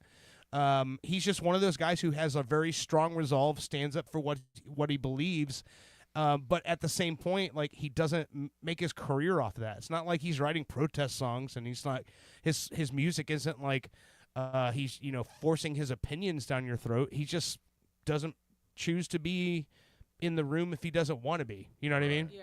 So which is, I think, a really cool way to be right now. Is I don't need everyone to agree with me, but I also don't need to be there if I don't want to be. Exactly. One of those sort of things. So, so I teased it when we went to break. The series is called let's see here. I need to pull it up because I want to be able to tell you the exact name of this. If you Wasn't it a guy who blew that shit up? that motherfucker that blow that shit up. Building go bang. I think that the guy who Or no, that wasn't building. That was packages go bang. Yeah, I misspoke. I mean there was a story not too long ago, which I'm sure you probably remember, about the guy who caused a giant issue because he had used the bathroom at a fast food place, and he said, "I'm about to blow up that bathroom," and then the cops got called. Do you remember that? I heard about that. That wasn't too long ago. Anyway, this series is called Unabomber in his own words. It was a 2018 series on Reels, which I don't know what network Reels is, but it was just recently released on Netflix. There's 4 episodes. I'm sorry, I thought it was 3. 4 episodes. Each episode is right around 40 minutes. But there's a ton of information in this that I either didn't know or had glossed over, I guess you'd say. Just real quick, also, Yeah. if you're going for pure information, Yeah. not only that that series that you just watched, but as I said earlier when we were talking about it, Wendigoon on YouTube has a excellent, I want to say it was 2.5 or 3 hours long documentary where he really broke it down. Okay. Good as well. And that's on YouTube? Yeah. Okay. He's only got 4 million subscribers. Yeah. He's one of those guys. Yeah. No, he is yeah. The GOAT when So- it comes to cryptid and conspiracy documentaries. Okay. He's one of those guys that goes in and breaks things down to Very yeah. deeply. Okay. At this point, when he's got so many, he's got a team at this point, that researches this stuff. So one of the things I thought was that I did not, and I know. So when I heard the first, here's how I'll start. I grew up I was born in 1978, which is the year that the Unabomber, the first package went off, right? And then when he was arrested, I was a junior in high school. So that tells you how long, for 18 years, this guy was sending packages out, blowing shit up, and wreaking havoc, right? So when I heard the story, I didn't even really know about him, being wanted or a part of the FBI's most wanted list or anything until he was arrested, and they're like, oh, finally they caught the Unabomber. And then that's when I was like, the fuck is a Unabomber? And I kind of read through the story. And so to make long story short, this is a guy who was anti-industrial complex. He was against the industrial complex of culture. He was against automation. He was against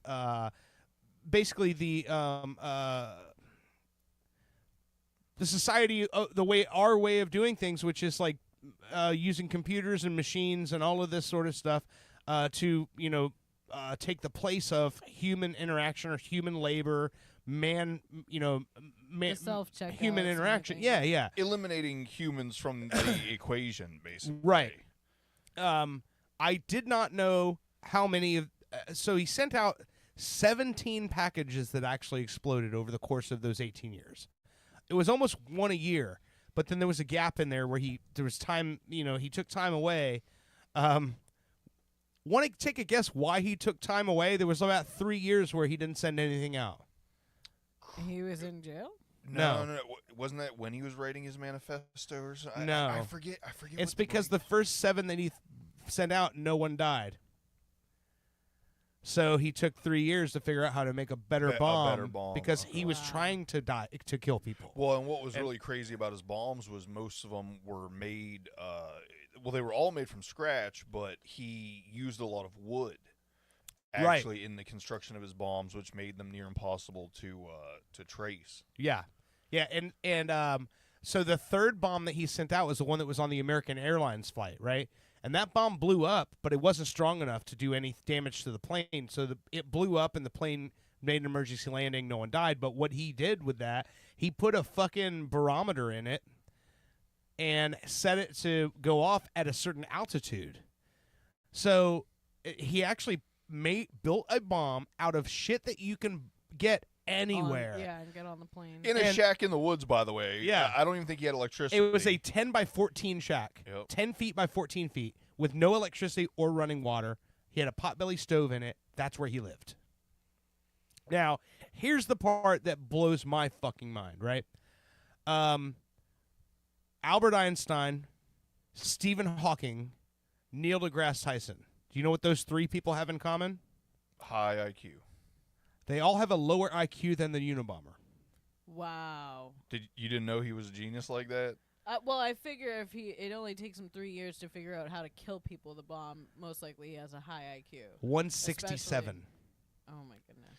And that's where it's wild to me when you really go deep dive into him, because obviously deranged, you don't kill people to get your point across, you don't terrorize people to get your point across. But it is odd that most of the stuff in his manifesto has come true to like the point where his prediction rate was better than like Nostradamus. You know, he basically predicted the internet and applications and all this stuff that has only happened in the last like 5 or 10 years anyway. Yeah, he predicted that that human interaction was going to be overtaken by machine interaction, that people were going to communicate more with machines than they were with actual people. He communicated that the evolution of the industrial complex was going to be to eliminate humans from having to perform tasks so that they could be performed cheaper and more efficiently by machines. Yeah. All of this is what he was saying, and he was saying the only way to fix this is to kill it all now and start over. Like he said, we have to eliminate this entire system and start over. The third line in his manifesto is, "Thou shalt not pee on a Tesla." Yeah. And which is funny because back then that would have been a Tesla coil. Right. Yeah. The interesting part of the devices now of his devices, right? So think about this. This guy basically was in this little shack, and he was using things like saltpeter and smokeless powder from shotgun shells and things, match heads, like meticulously cutting the heads off of matches and packing them in these bombs to make them ignite or to spark and to make things go off. Out of his 17 packages, 3 people died. So he only killed 3 people. But one person, it blew their fingers off. Another guy, it maimed him and, disfigured his face. And he kept these coded notebooks where it's like he would use numbers. It would just, you would look at it and it would just be a page full of numbers. But it was because he had his own like secret cipher. And so when they would start decoding his messages, when they found his key, he was talking about how happy it made him when some of the bombs would actually go off and actually hurt people. because that was what he was trying to do. And he's like, and he actually said in his manifesto that what he said, in order to get your point across, or my point across, I have to kill people. And so he felt like he had to do great bodily harm to people in order for people to actually give a fuck about his message, right? Which is nuts to think about, that somebody went that far. But this dude was super, super staunch in his beliefs of what was going to happen and what was happening. And the fact that most of it has actually come true and happened is just fucking nuts. If you really go deep dive into it, though, you also find out about the whole thing with the FBI. Yes. Systematically mentally torturing him, basically, and breaking him down, possibly being part of MK Ultra and being injected with drugs he wasn't aware of, whether it be LSD testing or whatever. It's very possible that he was really screwed up from a young age because of things he was put through. Yeah. Okay. So I'm glad you brought that up. That was the part of the story that because I don't ever remember that ever being said in any news story I ever saw, and anything I've ever seen about this guy. So he graduated high school at 16 years old, and was given a full ride to Harvard. Okay. Right. He goes to Harvard. While he's at Harvard, he is very interested in hearing others' ideas, in hearing other people's theories, and he likes debate. He likes conversation. He likes being part of, the sharing of ideas, right? Yeah. Well, so he joins a psychological club. Unbeknownst to him, there's a professor at Harvard who is actually testing this theory that he has on how to basically break down and disable somebody's psyche through this I guess you'd say this system that he has, right? So Ted Kaczynski, there's audio from 1958 of him, a 16-year-old college freshman at Harvard University, and they're basically torturing this guy. Oh my god. Basically telling him they're basically taking him, he's giving his opinions, and they're calling him stupid. They're telling him he doesn't know what he's talking about. Who the fuck do you think you are to say this to people? Like, that's what they're doing. And they basically are taking all of his confidence away, and they're filling him with this whole thought process that he's worthless. Okay. That was the procedure that this guy was using, and basically this is what became the technique that the FBI uses to break down, like, this is what they used when they were interrogating terrorists after 9/11. Okay. People in the Middle East what's it called? Hezbollah. All of that sort of stuff was all developed by this doctor. Okay. And this guy was a test subject. That's horrible. Back when he was 16 years old at Harvard. That's horrible. So he goes from being a freshman at Harvard at 16, graduating in 1962, goes to University of Michigan, gets a PhD in theoretical mathematics. And by 1968, he's a professor at UCal Berkeley. Wow. Yeah. So at the age of 26, he's an assistant professor at UCal Berkeley. And in 1970 or 71, 3 years later, he quits abruptly, resigns his job. And when the department head at Berkeley says, we would really like you to stay around, he writes in his journal, that fool thought I would stay here. I only wanted a job. I only wanted a job good enough to allow me to save money to buy my own land in the middle of nowhere. So he basically works at UCal Berkeley as an assistant professor to save up the money to buy this plot of land in Montana, and then he just moves into the woods, into this cabin in 1971, and that's where all this starts. Oh my god. So the idea that this program that he was part of at Harvard, where this guy's testing this theory he has on how you can break someone's psychological state down to the point where you can get them to do whatever you want them to do. That's horrible. This guy was a fucking subject to that. I can't even imagine like going through that. But and you know, we're talking back in the day when there was no humanitarianism, you know, when it came there to wasn't stuff, there was no guidelines. There was no like ethical like there you go. There was no ethical there was no bounds. ethics in this. It was just like, oh, I have an idea. Oh, what's that? Oh, well, we're going to take a hammer and we're going to hit people in the side of the head with this piece of metal, and it's going to fix their brain conditions. And people are going, well, I'm waiting to find out. Bring that guy in here. I don't think that's good enough. Let's take a spike and shove it up their nasal cavity. Yeah. Oh my god. So, his brother, David Kaczynski, is in this docuseries extensively. And they talk to him about being a kid, growing up. Because Ted Kaczynski was his older brother. And there was quite a few years between them. It looked like probably like 7 or 8 years between them. And so he talks about his brother coming back from Harvard, and he's an intellectual himself, and his brother comes home from college, and he's wanting to talk to his brother about these things he's learning and these things that he's into.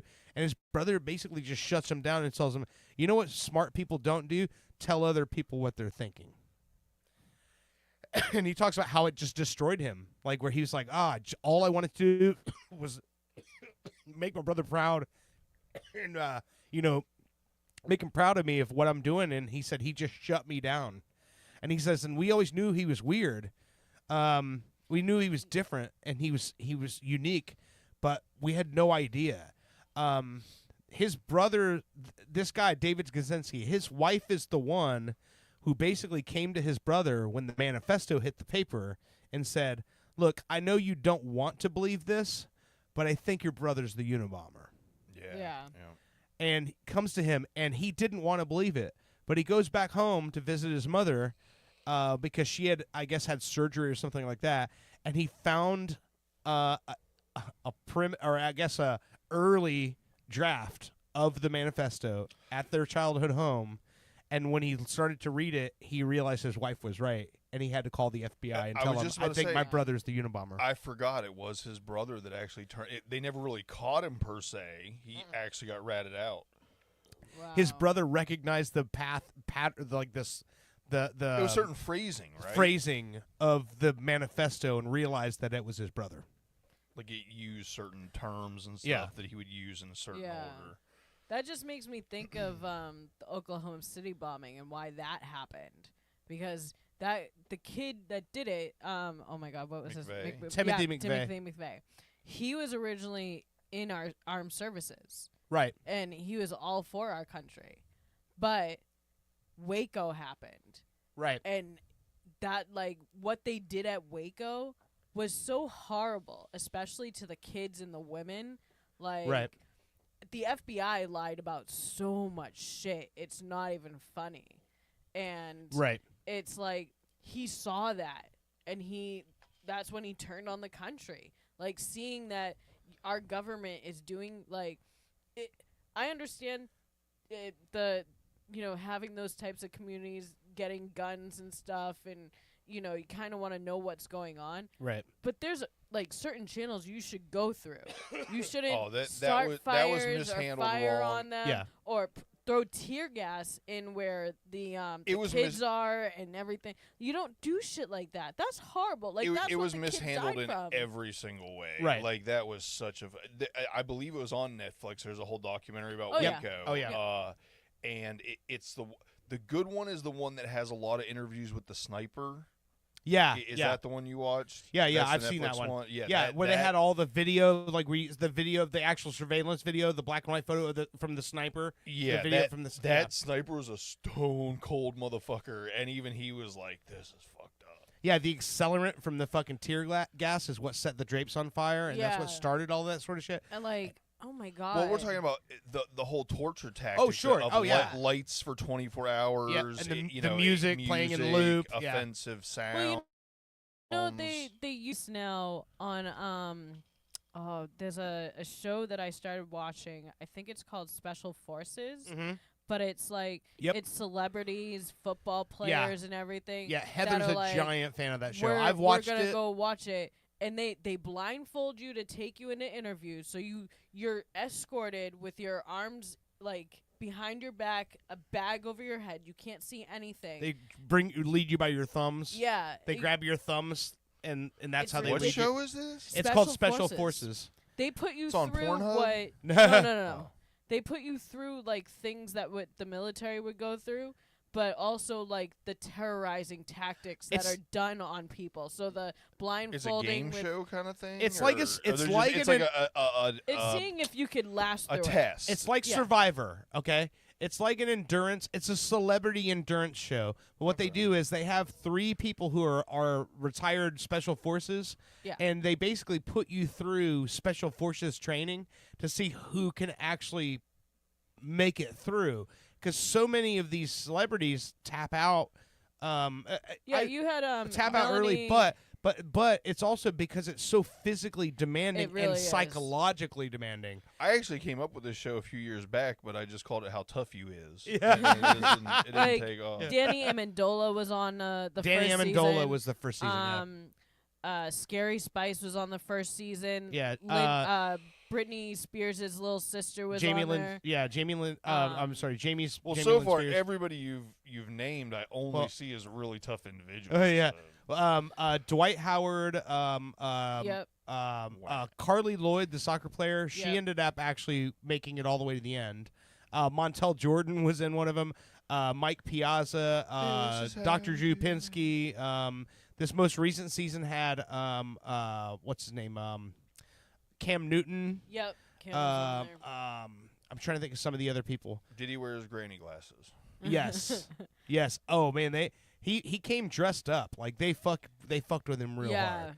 Like they do everything to like they literally buried them alive at one point. Yeah, and we're you dumping have water to on their lie or to the spy or whatnot, whether you're spies or it's like stupid. It I would never like put my most hated enemy in there.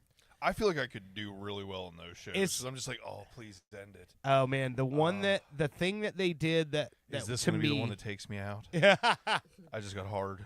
the thing the thing that they had to do that to me I never would have made it through is the one where they have to walk with their feet sideways, and it's literally like a 350-foot drop over a cavern, and they have just basically metal rails. And so they have a safety wire. They're attached to something, but they're having to actually like you go out like several feet out, and then you have to lay down boards. And so it's almost like they're building like a makeshift bridge across I'd have something. him grease that shit up, and I'd run and be like, woo, just ski across the other side. But the thing You got a she's talking about, harness. Like, who the fuck cares?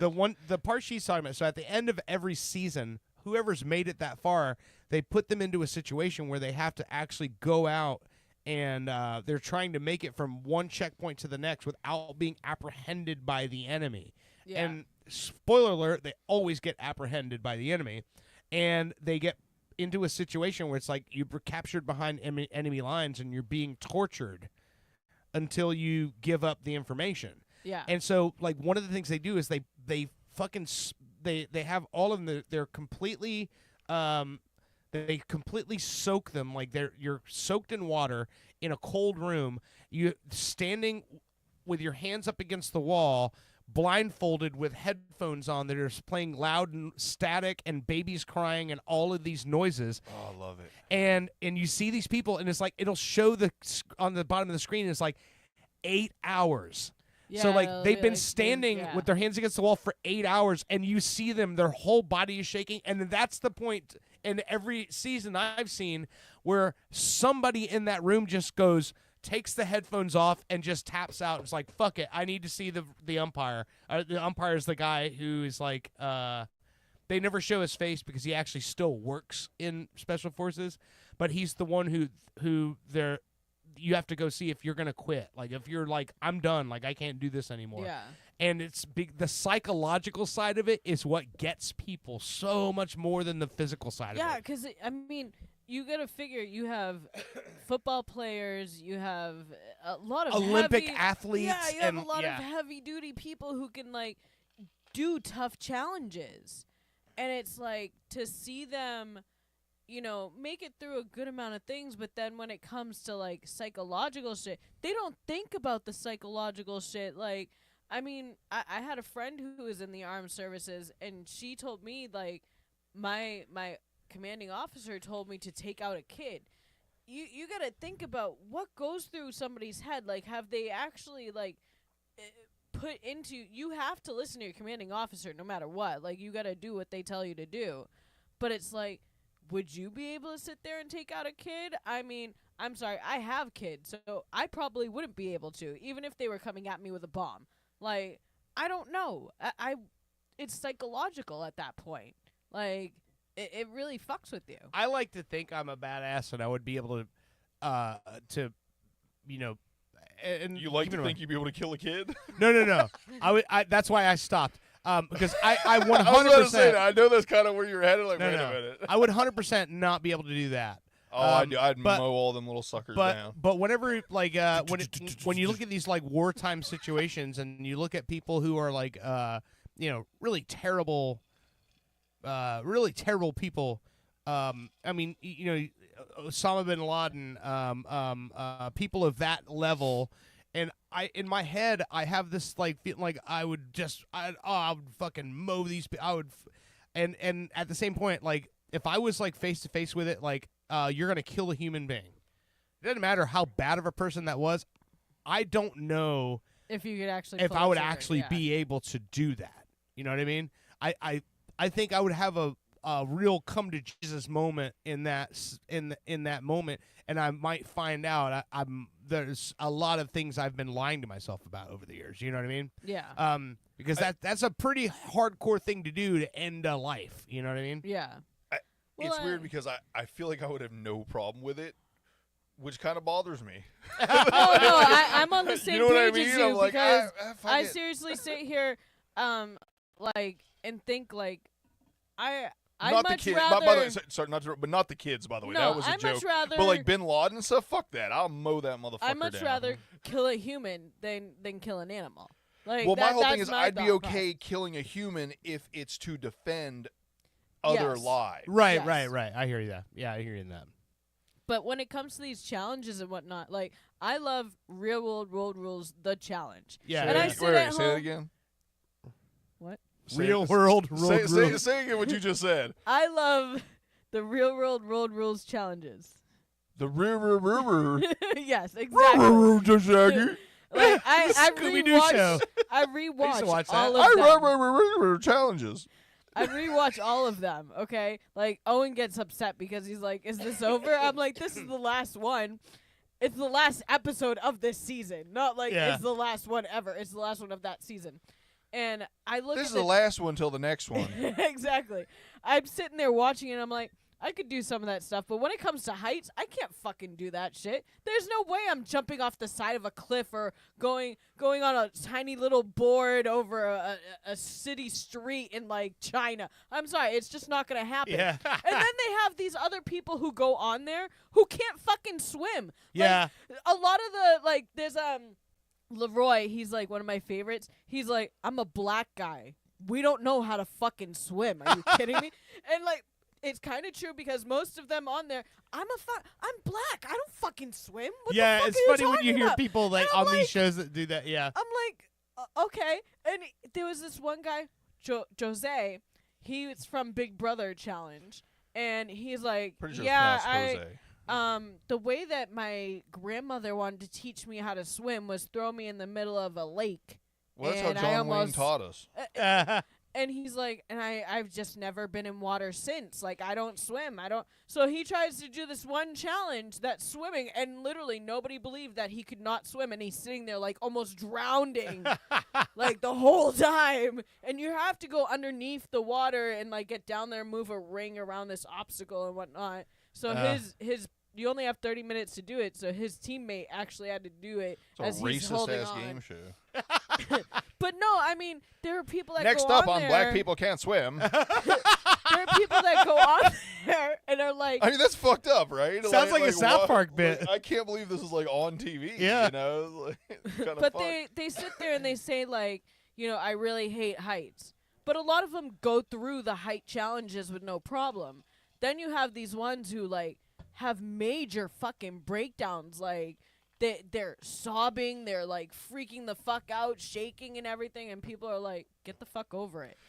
This is what you signed up for. The heights thing is really weird with me because I actually really enjoy heights.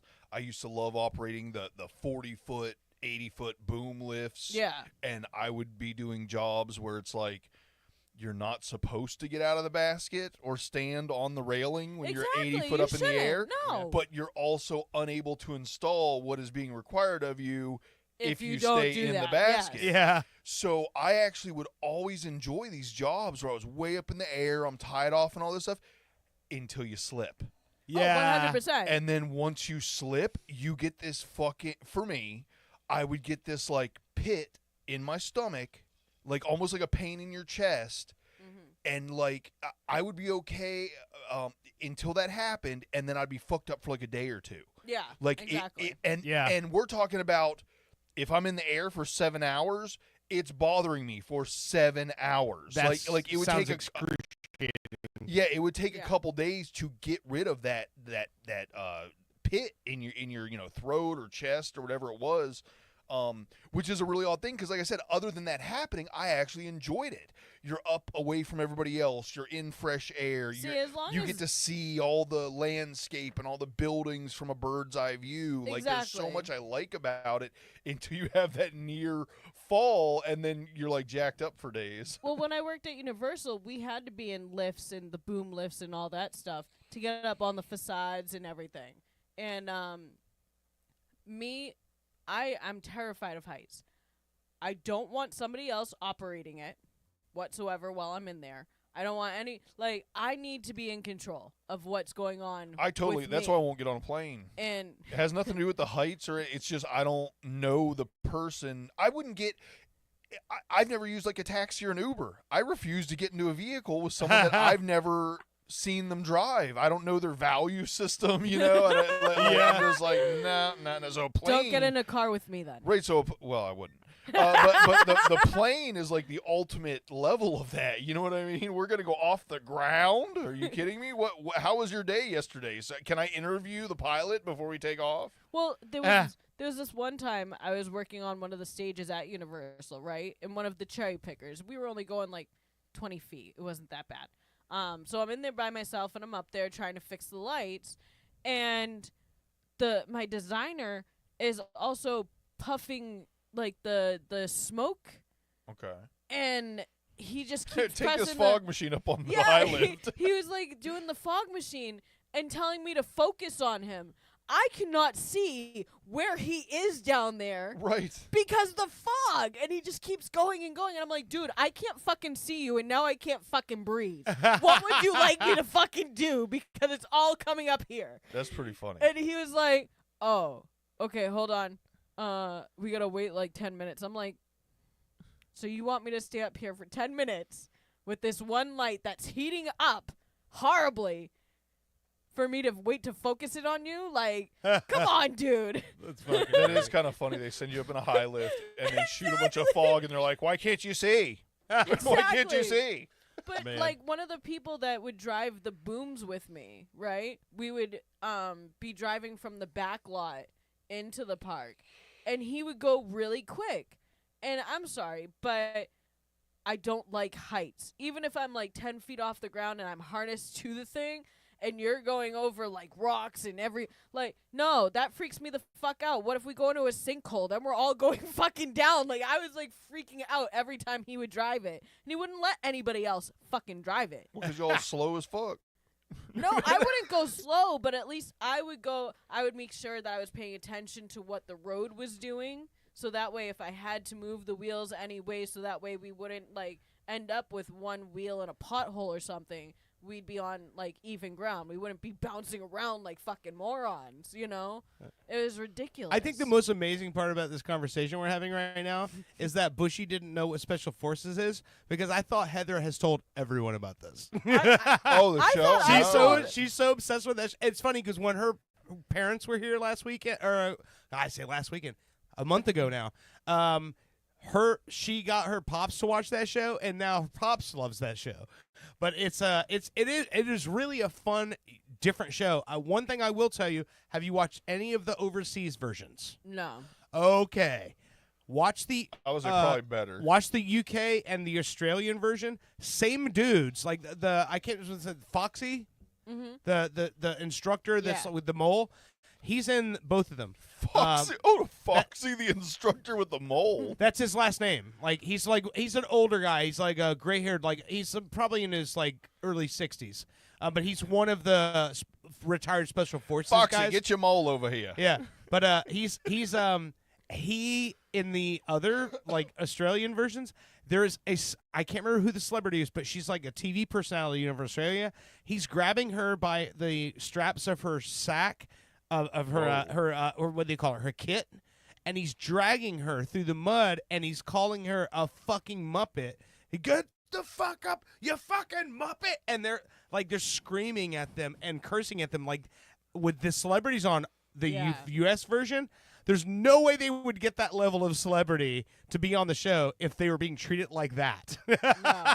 Well, it's fucking crazy. I'm convinced all those people have a fetish, right? For most insulting likely. people. Well, and this shit. is the other thing. When it came to the challenge, they did the challenge versus pros and challenge versus all stars. So you had people. One of the seasons they had Terrell Owens on.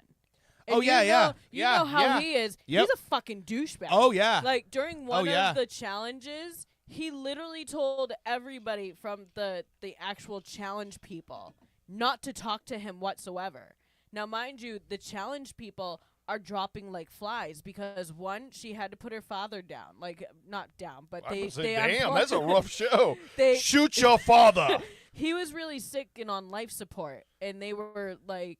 He seemed to be You're doing gonna be well. kicked out of the show if you don't kill your father. No, she got the call where he ended up going he took a turn for the worse. It was gonna pass, and she needed to go home. Put this gun in your mouth, old man. And then another one broke their ankle, and another one did this, and another one couldn't carry on. And so, my favorite guy, CT, he's like. So TJ, we're still having the this part of the show, what's going on with our team? Are we still gonna be a team because we're losing everybody? Terrell Owens is sitting behind CT and he's going, and CT's like, I don't fucking understand you, dude. You don't want any of us to fucking talk to you. You made sure to tell us that on fucking camera not to fucking talk to you, and you're doing that shit behind me because I care about my teammates. Yeah. And See, my only none problem of is the All-Stars are about each other. I'm so cynical when it comes to all these reality shows, just like the fucking shipping wars and stuff. Yeah, I know. I believe everything you just told me is scripted. Yeah. I haven't No, even I watched mean. the show, and I 100% everything you just said. It would be almost impossible to convince me that is not. I agree with you in a put lot of together. cases, but the show that we're talking about, the Special Forces one, when I watch it, I see how miserable these motherfuckers well, you could be these people are, miserable and still script. So here's one I'll give you. This last season, Corey Hart was in it, right? And Corey Hart, obviously, Well, wrestlers are only known for being real. No. Corey Hart, the motocross guy. Oh, He's Pink. He's married to Pink, the pop star. But this guy's been he's literally had every bone in his body broken number. Anyway, he ends up getting. Don't get me wrong. I'm not saying that the Yeah. challenges aren't real or Yeah. the mental torture isn't real. He gets but all the in between storylines. Right. It's just like fucking wrestling. Well, the thing this Hey, series, Terrell they're Owens, only you're gonna be a together. dick. This whole thing takes place in 10 days, and they stretch it over a season. Yeah. And so it's multiple episodes are taking place at in a day. But he actually ends up getting medically discharged, where he injures himself to the point where the medics are like, "Hey, this guy's got to leave the competition." And you see this guy fucking break, you see that switch turn in his brain where he's he had just gotten that gear engaged where he's like, I can do this. and now his body physically won't let him do it. And like it's stuff like that in this show that to me, like, because I've been there before. Yeah. And I see that and I'm like, that's, you can't script. Well, like I said, the some of that. Yeah. challenges and the like I said, the torture, like Yeah. I'm sure that's because that makes for good TV. Sure, yeah. but I'm talking about the in between of the arguing and stuff. Yeah, I get you. But yeah, no, yeah. CT actually called him out and was like, nobody told you to come do the show because But at see, you're this saying point, he actually called him out, or did he Well, actually read a script that said call him out? No, because at this point in time, Someone Terrell actually wrote Owens, it I know what you're saying, yeah. Terrell Owens was getting paid to do the show. Yeah. Because at that point in time, Terrell Owens was broke as fuck. Like, he just literally burned through like $70 million. Oh, and yeah. CT's like, nobody told you to burn $70 million, bro. Yeah. Like threw it in his face, and Terrell Owens quit. He was like, fuck you. Like I said, I'm done. I hate Like, you. Just can't convince me any of this shit's real. Okay, so hey, listen, Real as much as I'm quick, loving this conversation. Not to interrupt Okay, you, go but ahead, yeah, you yeah. said discharge, and it made me think of something I totally forgot I was going to bring up. Oh, God. Sexy Red came out with a line of lip gloss. Who's Sexy Red? The rapper. A rapper that it goes above and beyond when it comes to raunchy. Let's just Yes. say that. That's what you said, discharge, and then you go Sexy Red, and I'm like, oh, God, what the fuck did she say? She came out with a line of lip glosses, and the names of the colors are wild because it's like Pussy Hole Pink, Booty Hole Brown. Of course it is. Booty that Hole makes total sense. Booty Hole Brown. Yeah. One of the colors is Bladder called, infection orange. Nope. Oh, okay. Yellow discharge. Oh, God. There is a color called gonorrhea. Oh, gonorrhea? Yeah, so I don't know what the fuck is going on where people are using lip gloss. That by the way, I don't know if that's real. I seen it. If it wasn't real, has whoever to put be, it but- together, it was fucking really well done because Wow. it convinced me pretty good that it was real. All right, so listen, I want to take a quick break here because third segment, I do have an interview. It's going to be a short one, but the owner of Austin Coffee. So we obviously from today, 2 weeks from tonight, we are going to be live at Austin Coffee and Film in Winter Park, Florida, 929 West Fairbanks. They are in the middle of a fight for their lives right now to keep the shop open. This is a place where I started my career as a stand-up comic, where the first place really that was like a co-op for artists in this town that I can remember. Like literally, this place opened up within a year. We're all on tour. Like it's one of those things where empowerment, artist empowerment to the max. Mad Ills started the first open mic hip hop night at Austin Coffee. Wow. It was and that's what became Grind Time Now that he sold to Red Bull that made Mad Ills who like literally there's so many of us that started at this place. And they're expecting us to help save it. Trust me when I tell you this, dude. This maybe they don't make good decisions. This is gonna be. We're gonna, I'm kidding. No, I'm no, kidding. trust me. This is gonna be awesome. Yeah, when we come back, we're gonna take a quick break. When we come back, we're gonna have Jackie Oswalt on the line, and she's one of the owners of Austin Coffee and Film, and so we're gonna talk a little bit. I'm hoping to next week have someone else from either ownership or management at Austin Coffee. So at least for these next 2 weeks leading up to that live show, we can interact and bring in some people so that we can, pitch it or pump it up a lot more. I do definitely want to do some YouTube stuff and really promote the shit out of this. But so let's take a quick break. We'll come back and talk to her. And I will say this. Jackie is a female me. I'm sorry. When I say that.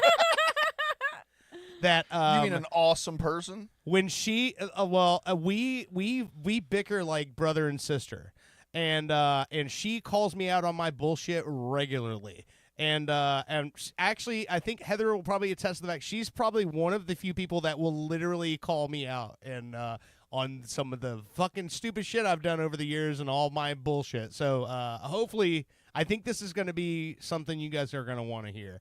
Sweet. So we're going to go to break here. Again, Jason Isbell from the new album, Foxes in the Snow. This song is called Gravelweed. Again, check this record out. If you're a fan of singer-songwriters, this is your jam right here. After the show, I'm going to go get a tattoo of a wolf and a moon to this album. Wish that I could be All right. You're listening to Pop Culture Radio. We'll be right back. Punch a hole in the wall. Drink a fifth of cheap whiskey and call and call and call. That ain't me anymore, baby. Never was, to tell the truth. I just saw it in a movie and thought that's what I was supposed to do.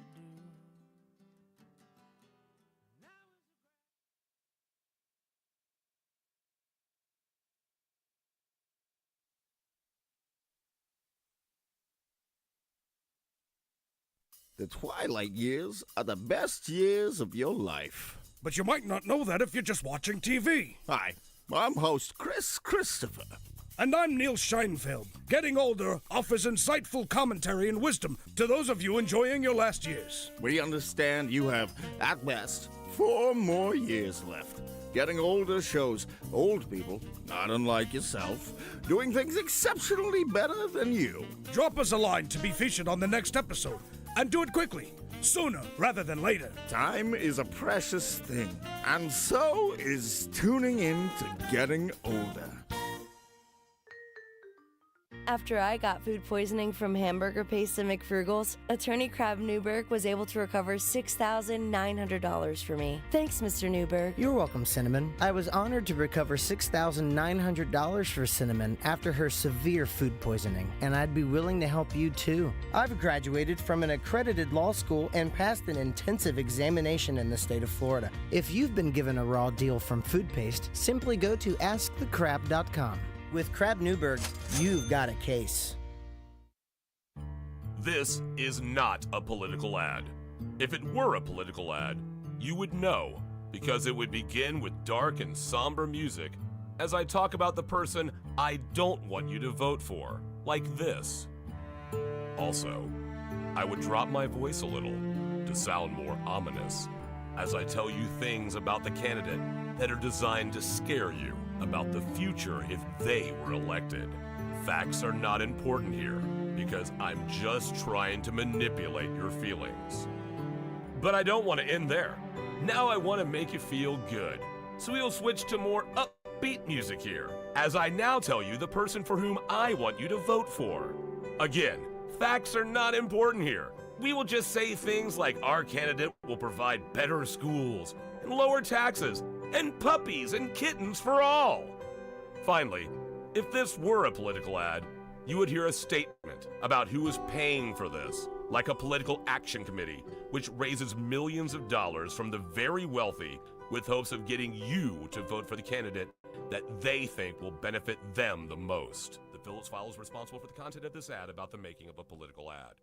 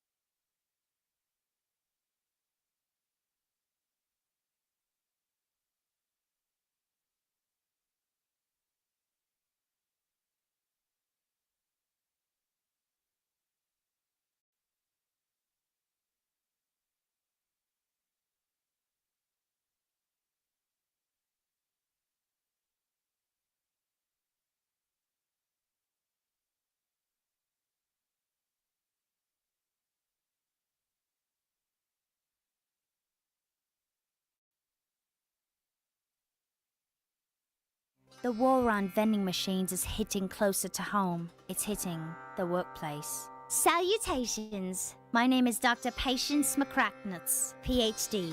Reap the benefits of healthy living with Dr. McCracknuts' line of tasty vending comestibles. And because Dr. McCracknuts knows a thing or two about those mid-afternoon doldrums on lethargy, we have started dispersing vitamin B12 syringes in all of our vending machines. Lift your spirits and carry on, ladies and gents. Your hunger just met its worst nightmare. Dr. McCracknuts. Coming to a vending machine near you. Want to open up a drive-through liquor store that doubles as a notary public and dry cleaner? That's all you, my sons and daughters of liberty. Here at Badass Hangry Eagle Brewery, we've been bottling up freedom for over 6 years, and we encourage every American to embrace their God-given freedom with their lips. And just in time for this crucial election year, be sure to look out for our Devil's Advocate series of handcrafted beauties. We'll have you playing both sides of the fence in no time with our party-specific fun facts of corruption printed on every bottle. Our Build-A-Wall VIP beer will infuriate your liberal friends, and our cover-up coffee porter will alienate your conservative ones. Because what's more American than becoming a multi-millionaire off a drunken idea for an app that tells you what kind of pizza matches your suit? Drinking a Badass Hangry Eagle? That's what. America. Badass Hangry Eagle Brewery. America AF. Badass Hangry Eagle Brewery!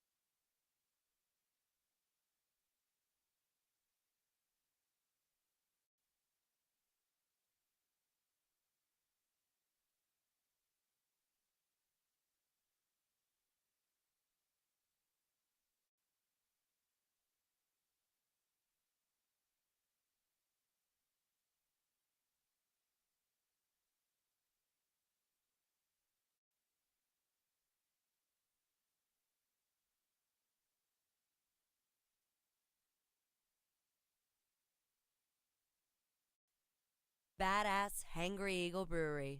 America AF. If you want to live your best life, you need to call me, Jake Berman. My life revolves around sports, but maybe yours doesn't. That's why I'm introducing the Jake Berman Betterment Program. Let's hear from a few satisfied customers. He's changed my life. His classes, they mean everything to me. Excuse me, You sorry. need something? Cheryl, I'm gonna need those reports on my desk that we talked about by 5. Do you see my lips move? I am talking to I'm sorry, I a didn't realize friend. that you were talking to Can't someone. you see I'm talking to someone? But don't take my word for it. Jake's teachings really helped me process the death of my grandfather. Here we are to honor this man who loved immensely, who held tightly, who caressed Hey, gently. come on! Is this a wake or a wake me up? Wrap it up, buddy! Come on! I'm Jake Berman, and the next time you wake up, you'll be that guy. Call 415-239-878-61515. I want you to live your best life. Call 415-239-878-61515. Then pound 10. I'm Jake Berman. Life's not fair! Have you felt neglected? Have your needs been denied? We are currently bringing a class action lawsuit against the news junkie. Have you been denied any of the following? Magnet, shirt, bumper sticker, $50 gift card, badge, chat room impunity, live trivia complaints, self-validation. Or otherwise? If you've been wronged, please don't delay! Take back what should have been yours! Join the ASCII class action lawsuit today! Have you ever been hungry? Boy knows I have. And sometimes you just don't know where to go. That's why I started Steve's House of Food, where you can get all your favorite foods. Located in my house, Steve's House of Food has all your favorite foods like chicken, nacho, beef, bean, beets, bread, pan-seared foie gras with a Merlot reduction served on polenta, and snacks. Steve's House of Food, where your favorite foods are now also my favorite foods as well. Please come to my house. Please. Take things to a new level upon Wii with the first annual French Riviera Games. Events include cigarette smoking, depressing filmmaking, scouting, esoteric performance art, and moustache. Fun for the whole family. We will have disinterested mimes that will challenge your child's sense of existential security. And a bounce house. A special appearance by over 50 Serge Gainsbourg impersonators. And Jean Reno. Check out our Midway games and events. And Baguettes. The French Riviera Games. Where the wine flows like the river Rhone. Coming to an empty field near you. I'm Sergeant Barkus Clayton. In the 2 decades of my professional career in Central Florida, nothing has twisted up my gut more than the cowards who've taken the baby swans from Lake Eola. The poor mother goose calls day and night for her babies, and now she's calling me. The so-called signet caper is nothing more than a depraved, hollow individual seeking out the most innocent life form to torment and terrorize. I vow to track these suspects down using force if I must. If you're the one who did this heinous crime, me and the crime ender's gonna find you. Only a jackass would do something that stupid. Or maybe you don't have a brain in that ugly head of yours. If that's the case, I can't help you. But I will find you. And maybe, if you turn yourself in, I'll go easy on you. But rest assured, Central Florida, Sergeant Barkus Clayton will be vigilant, ever present, gun in hand and law on my side. I will not lose this fight. And you can take that to the bank of Lake Eola. Tonight on Orlando's Super TV 3, from the producers of Naked and Enlightened, we bring you the social experiment of the century, Pop Swap. Who's got the TV? Who's got the batteries for the remote? That is the remote for the Himalayan salt rock lamp. Salt rock? What the hell is We that? don't have a TV in No here. TV. That, Yes, we have a TV. I worked 30 years for. We have a Get TV. in tune with, the root chakra. I got my chakras. My doctor prescribes them. Rhonda, you're talking nonsense. Actually, I have an Earth name, and Your that what is name? Rabbit Fox. The what? Watch what happens when millennials meet their new grandpas. I'm so hungry. This sandwich bread tastes like plywood. Grandpa, what are you doing? Put it down. That's not your food. That's my food. It's gluten-free. Yeah? Do you know what a gluten is? I know what gluten's are. I'm gluten-free. You damn right you're gluten-free, 'cause me and all of my friends, we stopped the gluten. No, you didn't. Sure I did. No, you didn't. Mm-hmm. No, you didn't. Yeah? You did not. The glutens, they were coming out of the woodworks. They were Tommy, and Tommy was from Kansas City. So we called him KC. Right behind me was Tex. He was from Baltimore. So there we were. When Generation Y mingles with Generation What? All right, see you in a week, Pops. Huh? No, not you. How you doing, face? Hey, you get your mangy Boys. mitts off of my granddaughter. You're not my granddaughter. Don't you Your tell mitts me are what to do. This is damaging me emotionally. Who? The greatest generation in human history faces their greatest challenge. Pop Swap, only on Orlando's Super TV 3.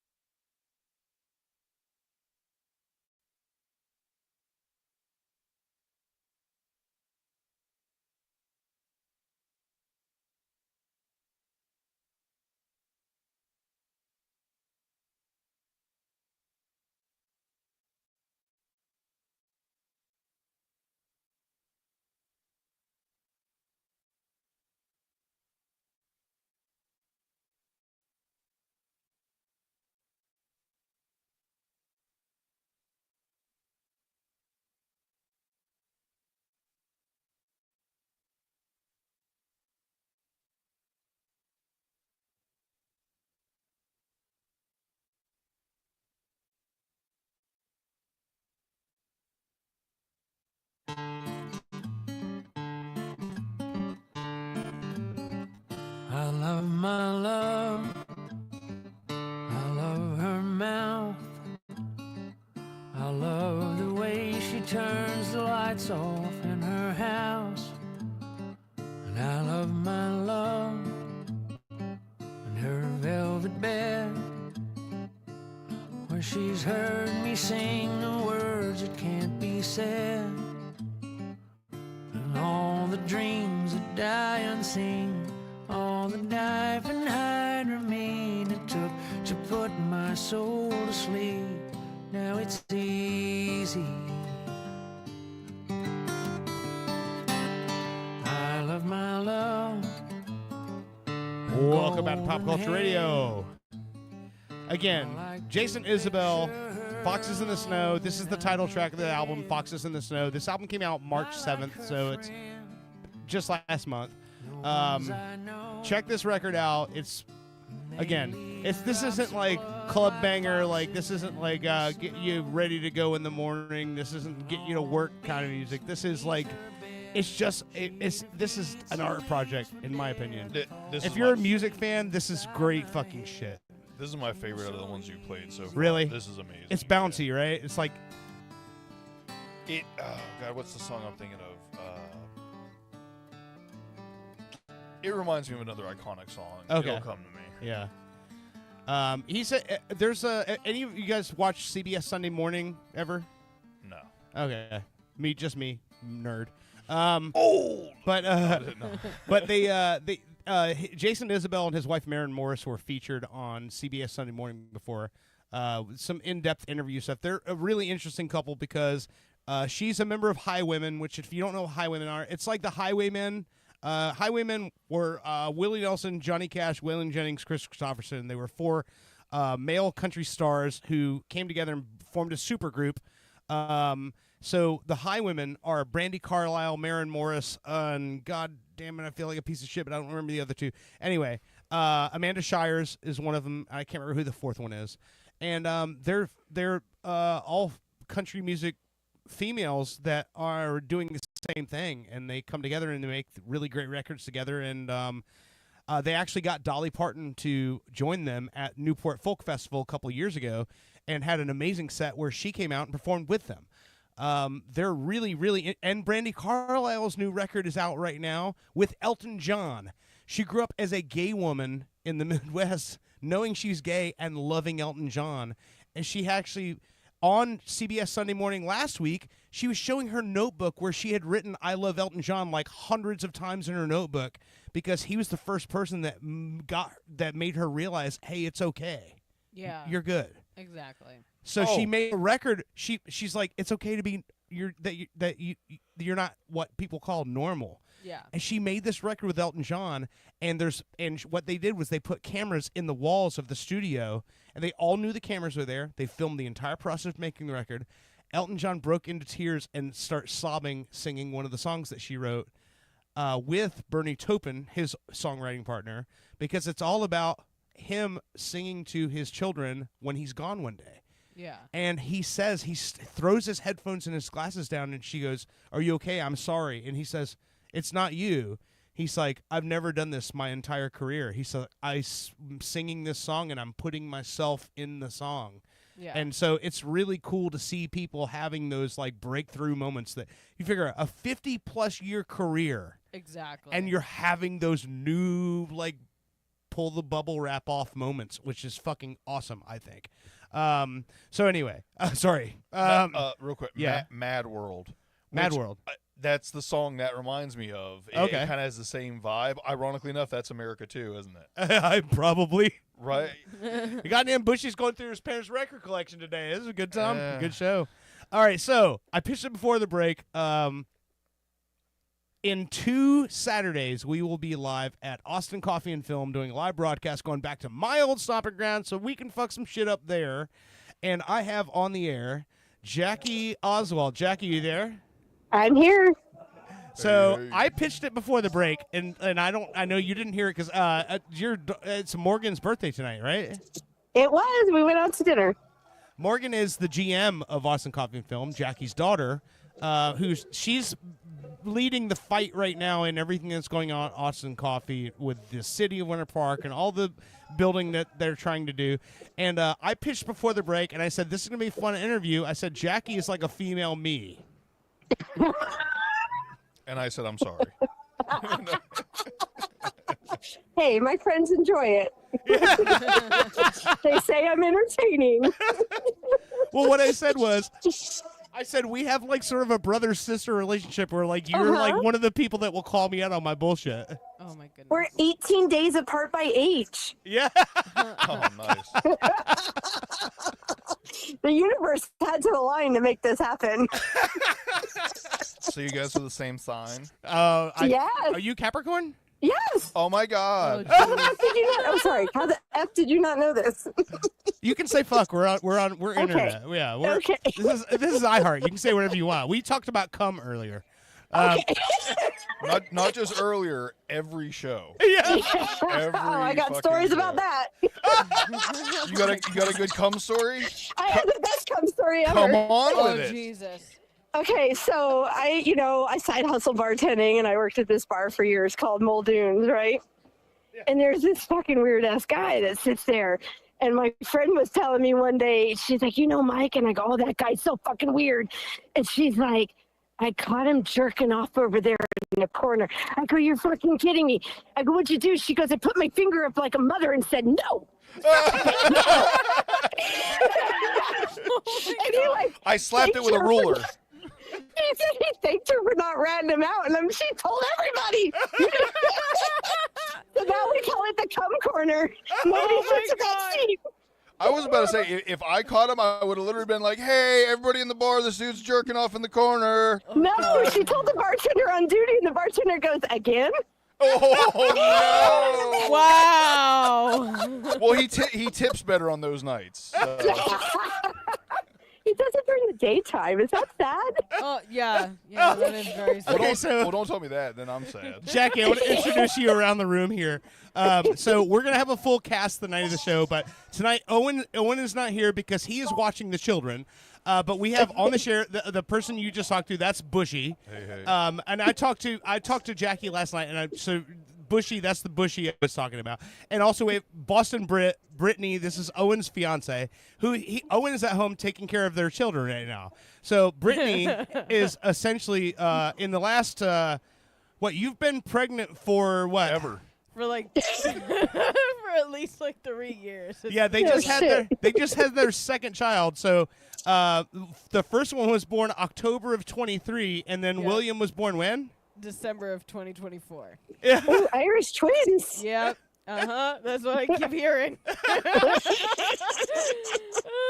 But the funny story is that when we started this podcast 5 seasons ago, Owen had just gone through a divorce, and he kept talking about this chick that hosted, that was a dealer at the poker room that he went to. That he's like, I swear to God, dude, she wants me.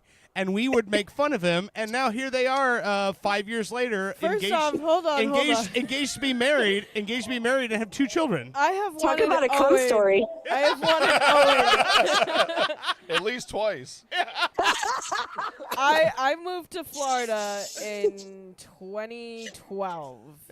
And I started working at a bar that Owen used to do his Baby mama. what show was it? Spook Hunters. The Spook Hunters. He did a Ghost Adventure show, yeah.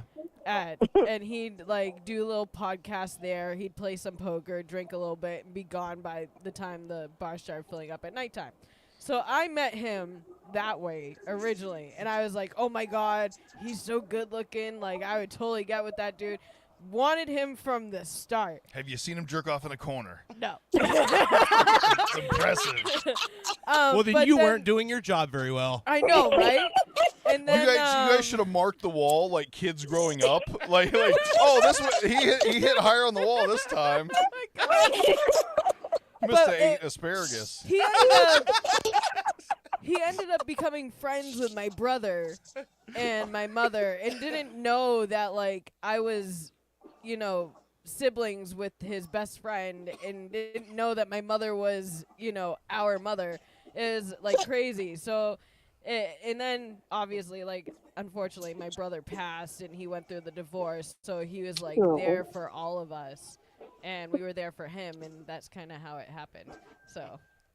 But it's a good happy ending here because now you guys, Owen always, Happy as long as ending. as long as I knew Owen, like Owen like is almost like a fifth brother in my family. My mother has loved Owen for 30 years, and he always wanted to have a family, and the cards never lined up.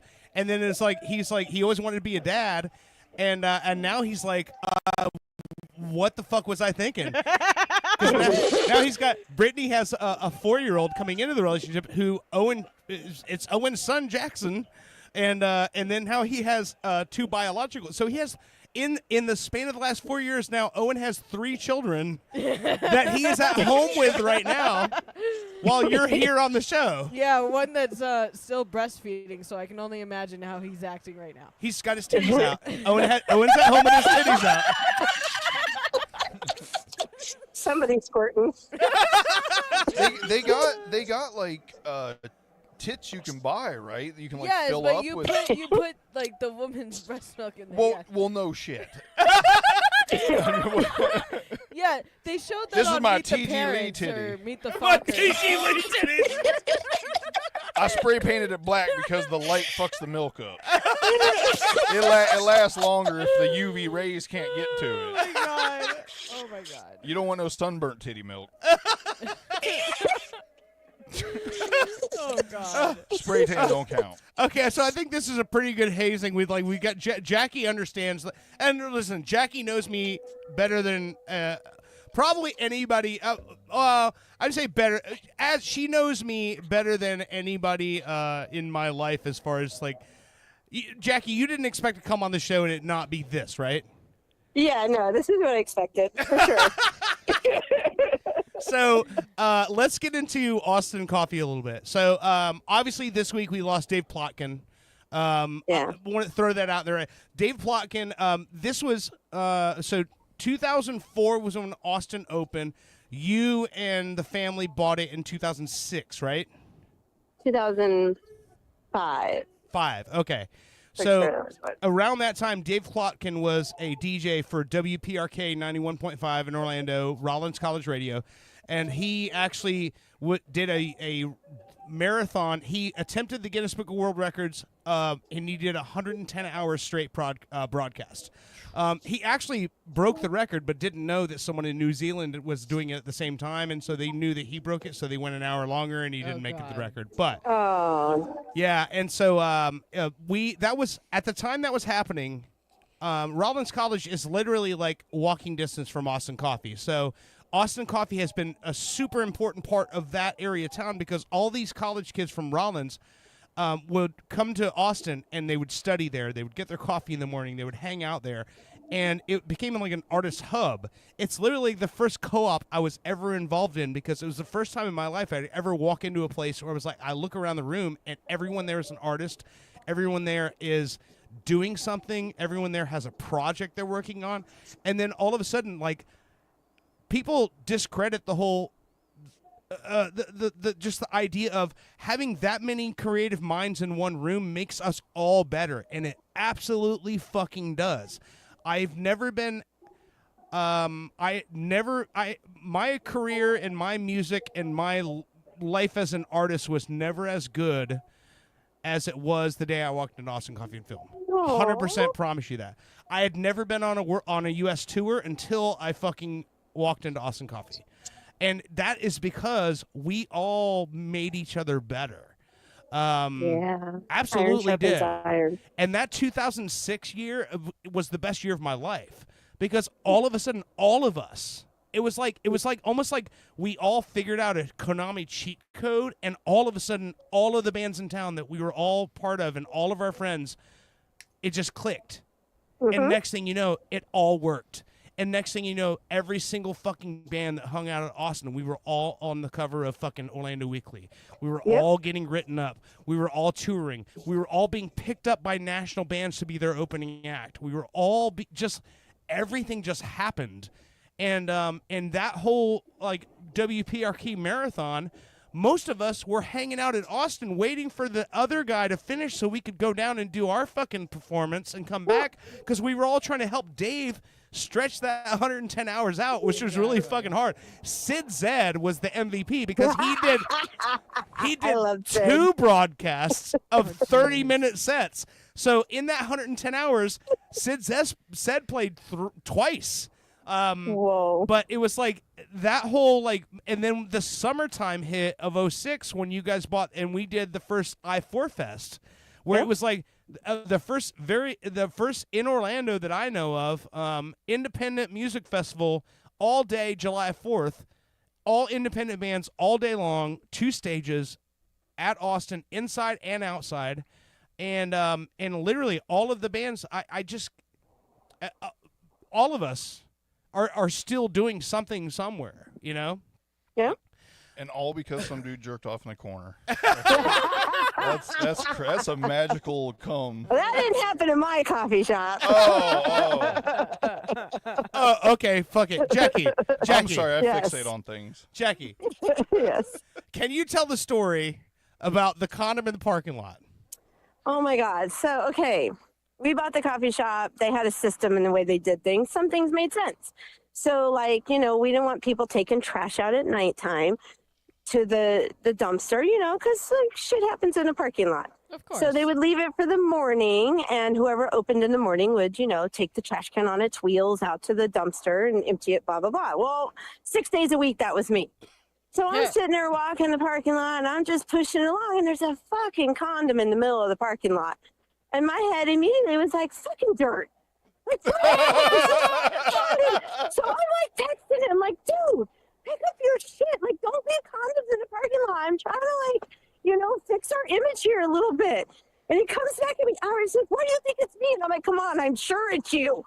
Just pick up your shit. Don't put it out the car like that. And he's like, it wasn't me. And I'm like, No, but the thing what's funny is in that conversation, and while we were having that kind of conversation, I'm flattered. I would have been in a way, I'm like, oh, that's sweet. She thinks it's me. I'm like, no, no one was fucking us. Anyone? No one was fucking us. See, I would have just we were starving musicians. We were fucking making our music. No one was fucking us. No, we're not getting any in the parking But lot. I was flattered that she thought that's what was happening. Some poor wayward girl showed up at the fucking coffee shop that night. I was like, you know what I'm gonna do? I'm gonna fuck the first open mic host that shows me a fucking good time. See, you missed an opportunity though, because in that situation you go, was it a Magnum? And if they say yes, you go, oh yeah, that was mine. Oh my goodness. Or my answer, which is, what's a condom? That would be my same answer. Well, obviously. Yeah. Yeah, Miss Baby Factory over here. We know you don't know what one is. Well, that's why I got my tubes tied. She ain't never seen a condom her whole life. Now we can fuck like rabbits. Yes. So, can you give us the what's the, I don't know, I guess you'd say unabridged story of what's happening right now with the city and Austin, and sort of give us the rundown on what we're dealing with. What are we up against? So we have a lease that's going to expire in October. We're trying to get the city to at least extend our lease while we figure it out. A not-for-profit's been started called Friends of Austin's, so that they can kind of wrap around Austin's, because let's, put it out there. I'm a single mom, divorced. It's my ex-husband and his brother that own the business together. We don't have the money to build it out and move it again. So this is what it is, And so the Friends of Austin's, their ideology is that they want to fundraise and bring money in to move it and protect it as an art institution that it is, And we have jokingly said that it's a not-for-profit because, we're not-for-profit. Yeah. So it kind of makes sense that a not-for-profit would be what's saving or trying to save us. So they're trying to come up with the money to move us, because the city is adamant that they are not going to allow it to exist in the property, once we move it. or find a way to move it. So should people bring like money or their checkbook with them and stuff to like this event, or To the I mean, if they can, it's Friends of Austin's. It just literally 2 days ago got incorporated because a 501c3 has it's like incorporating a company almost. So now we're trying to figure out the logistics of a bank account, who's going to be in charge of that, because I don't want to be in charge of it. It's separate money from the business. I just asked to be on the board so that I can make sure that Austin's was protected, and that's it. So somebody has to start this bank account and get like the thing rolling, essentially. Dirt? Too bad you couldn't No, do I'm it. just I know. I don't think I'll do it, but you'll never see that money again. Too bad you couldn't do a silent auction. Have bands Start that have auction gone off his through condoms, there. his used condoms. Yes. No, but auction off. Those like, aren't worth anything because I can make them whenever I want. No, but if like the bands that have made it that come through there, or the comedians that have made it that have come through there, if they have anything, from their shows or whatever that they could auction off and stuff like that, or I mean, I think there's- ultimately, like, none of us like who I guess when you say air quotes made it from there are in a position where like we're gonna be like blowing the doors Yeah, off, you're not like signing- you're not offering signing stuff out. memorabilia. Like, I mean, honestly, Yeah. I think the most famous person to come out of Austin Coffee is probably Preacher Lawson. And Preacher Lawson, he's huge right now. He just did the Tonight Show for his 4th time. But like, none of us have the ability to be able to just like offer something up and say this is going to save the day. But I think it's just the support in general. And like when Preacher was on AGT, like he actually wrote he sent you something, right, Jackie? Yeah, he did when we had our first battle with the city a few years ago.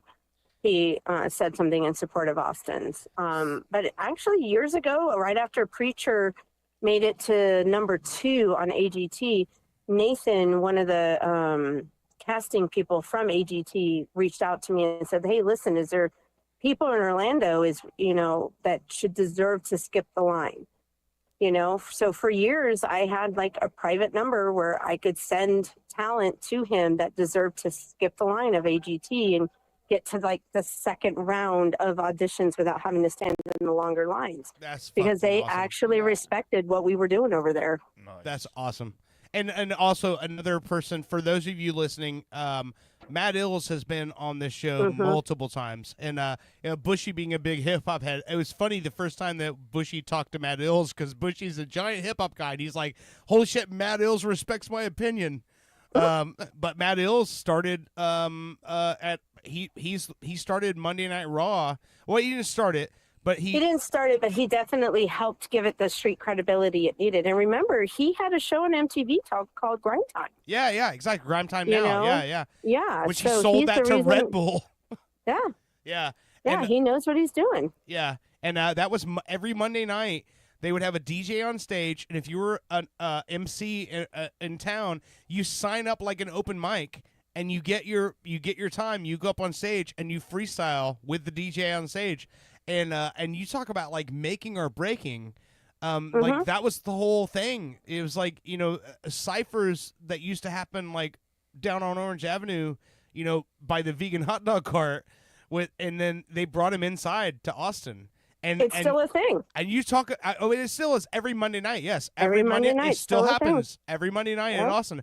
But what's funny is it turned into such a competitive thing that everyone became better from it because it's like it's not only like you're gonna go jump into the cipher and throw your freestyle down, but now you're gonna do it in front of an audience.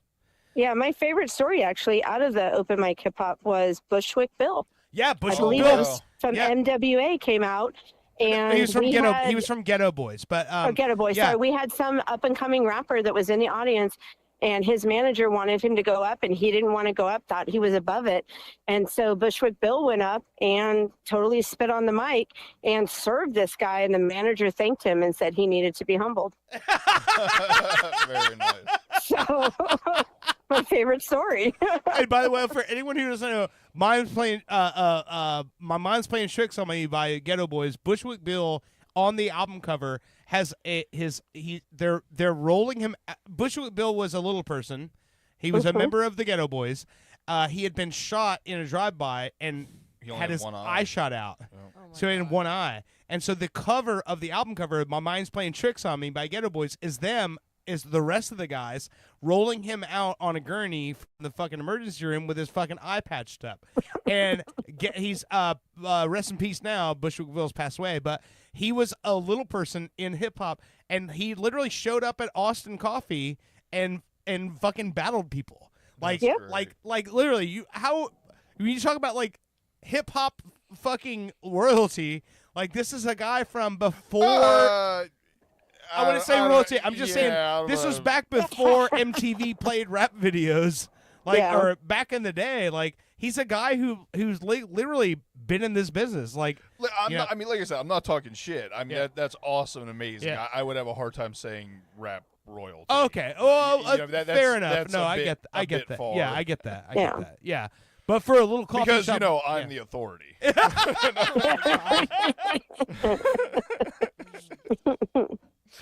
Oh my god. Respect my authority. Yeah. Have you found a new place to like take your business, or I keep looking. There's a lot of things that go into play because we are a live venue. We have to be so far out from city center, or we're in the CBD, Central Business District. Automatically, we won't be able to have a PA. So all the open mics would stop. So we have to be so far out. And then we have to be so far away from residents. So I can't be on certain sides of the road because that's like backs up to houses, or you can't be within so many feet of a church because of alcohol. And we do sell beer and wine, and we need to be able to sell beer and wine to make a living. So there's a lot of things, there's a lot of tricks that go into just the right location and having enough parking. Yeah. You know, because when we get busy and we pop off, we need the parking. Hear me out. We get a bunch of pontoon boats, right? Lake Monroe is wide open. There's only a couple gators. You know, you just put up some good guardrails. There shouldn't be that many people get eaten. So, what are they doing with the area that you're in right now? So they keep changing their story. One story is, we need it we can do stormwater drainage. And then it's, but we need the parking. And the story keeps changing. It's just that the city has always had a hard-on for us, in my personal opinion. And we have a current mayor that does not love us. Damn. So, because I think if she wasn't the mayor, this wouldn't be a concern. And I think also it has to do with the fact that that community has always been, for the most part, very outspokenly diverse. No, I think that the community of Austin has always been like sort of a sounding board. Yeah. And it hasn't been, and a lot of people will say, "Oh, it's a coffee shop." It's like, "Oh, it's all liberal." No, it's not. It's like it's always been a very like outspoken community like outpost. And I think that's that's part of what like always made the city a little bit afraid of that, is that we literally have a place where like you can walk into and be of any sound mind and body and walk into this place and have a conversation. It's like I don't, it's hard to say like that, but it's literally like we've had like people come through there and just for on a random Wednesday somebody will show up and go, "Hey, here's my theory on something," and have like a Q&A. Like, it's been a place where like people can literally go, and it doesn't matter how you feel, what your thoughts are, what your opinions are. Like, there's someone who will agree with you and someone who will like literally hold you to your fucking shit. Like, it's and I think that's what was it's cool about the place, but also that's what's kind of scary to a municipality too. It's like your impressionable youth. They just want to play their folk songs, and they're being subjected to, you know what I mean? It's like, I don't know. I think there's nothing but positive that can come out of like a co-op like that, but it's a very bohemian fucking co-op where, like, not everybody agrees. Like, I don't know, you know what I'm saying? Well, yeah, I mean, I'm not the most articulate person in the We're world right very now, Jackie, diverse. but you know what I'm saying. You know, it's a we're very, very diverse. It's funny because I'll tell you a personal story. Yeah. So, like, there's this guy I dated a little bit, you know, and he was a certain ethnic. I don't really care. 6'4", big, tall, you know, whatever, and heavy into the urban culture and stuff like that. And you know, he was a little like Dayton, but a little like ghosty. And so I was just like, "What's up?" You know, and he was just like, he goes, "Man," he goes, "you just got me going into some weird ass situations sometimes." You know, and I go, "Listen, I live inside of so many different communities, but that's why my business exists the way it does, because I'm a little bit full of spice. You know, I exist in all the cultures. You know, we're talking from people who are bikers on to people who are hip hoppers to comedians to whatever. I live inside all these communities." And I said, and because of that, I understand Austin's the best. And that's what I want. I want that to be a place that will exist inside all the communities and that everybody's welcome. So if you don't like that about me, I'm sorry. That's who I am. And that's who Austin's is, you know? And I realized in that moment that it was such a reflection of who I was in my own life. And what I've always wanted for the space is exactly what it is. It's LGBTQ plus friendly, but then it's also like hip hop and, you know, blue collar comedy, or, you know, comedy that's sometimes is slightly offensive, you know, like when Dirt says the AIDS, which was the funniest comedy bit ever to me. I don't care. You know, we want that to be a stage that anybody can say what they want. One question. Can you safely park a Tesla at Austin's Coffee? Yes. They're parking spaces. Well, if I could ever buy one, then I'll park it there. Yeah. Do you have any stories just of the time at Austin? We were talking about something last night.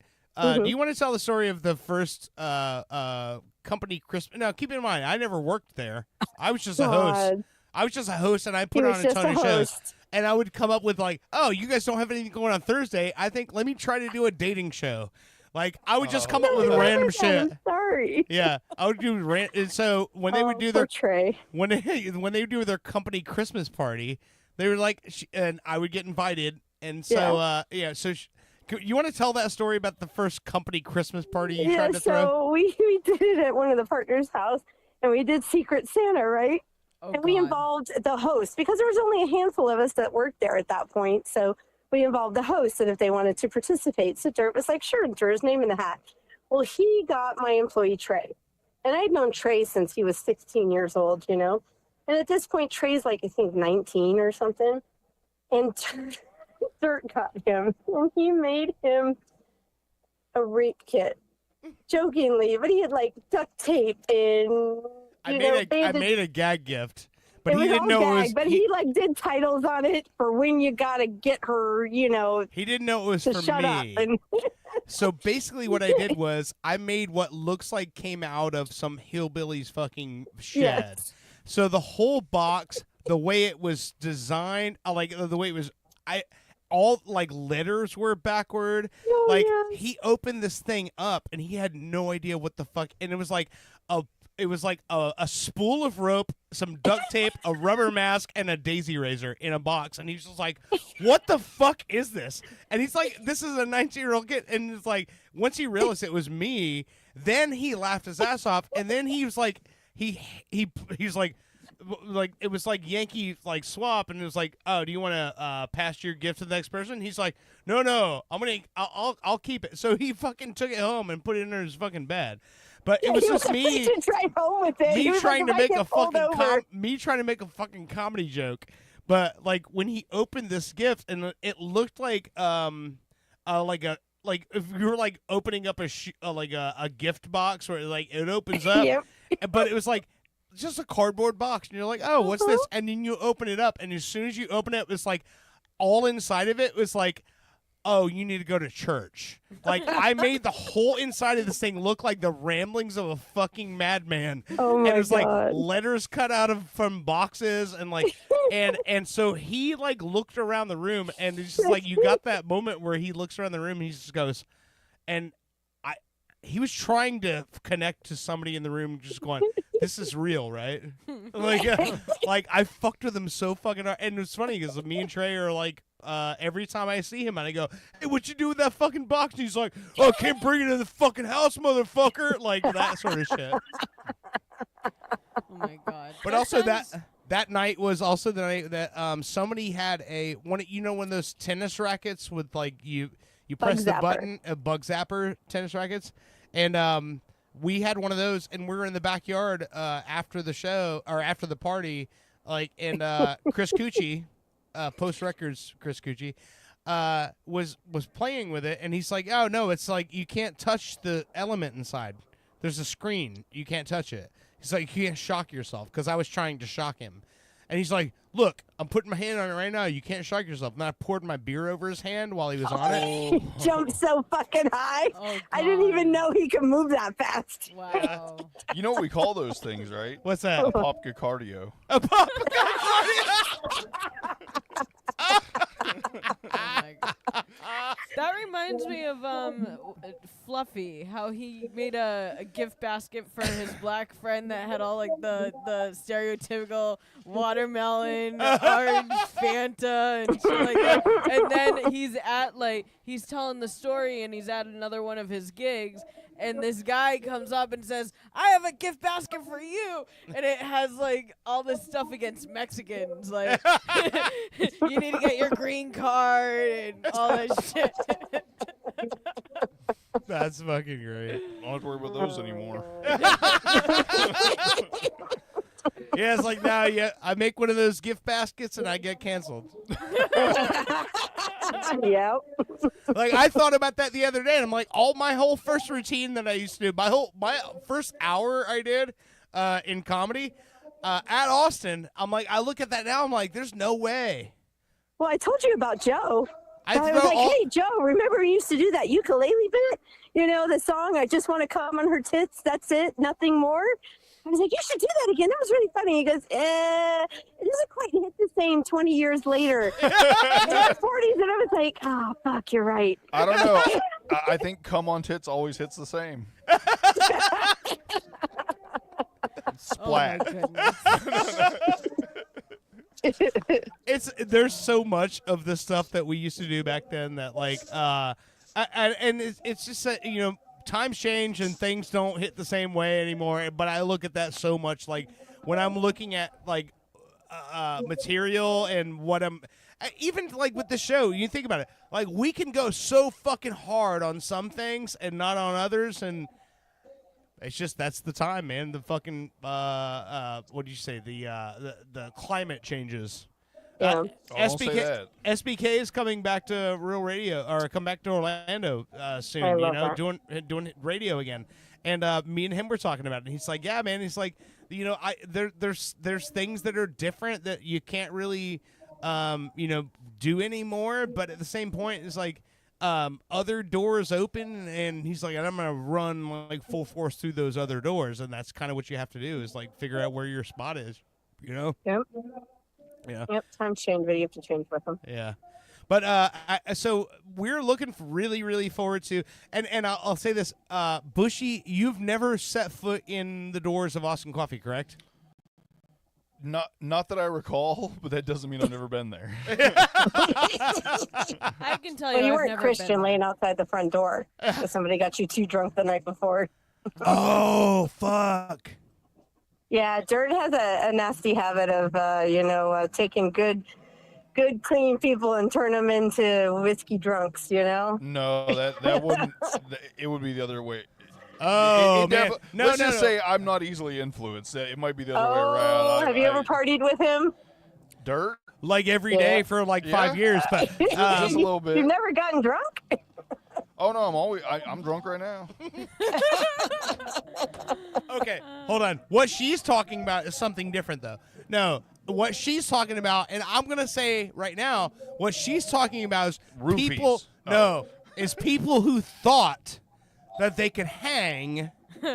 And that would start hanging with me. And this was back in, like, we're talking about, like, peak Trailer Park Refugees days. Like, when I used to carry a bottle of whiskey in my trunk and I would drink it out of the trunk. Allegedly. This guy used to sing Christian like rock music. Christian. No, yeah, rock yeah. music. Don't say any names, like no names, but I know what you're talking about.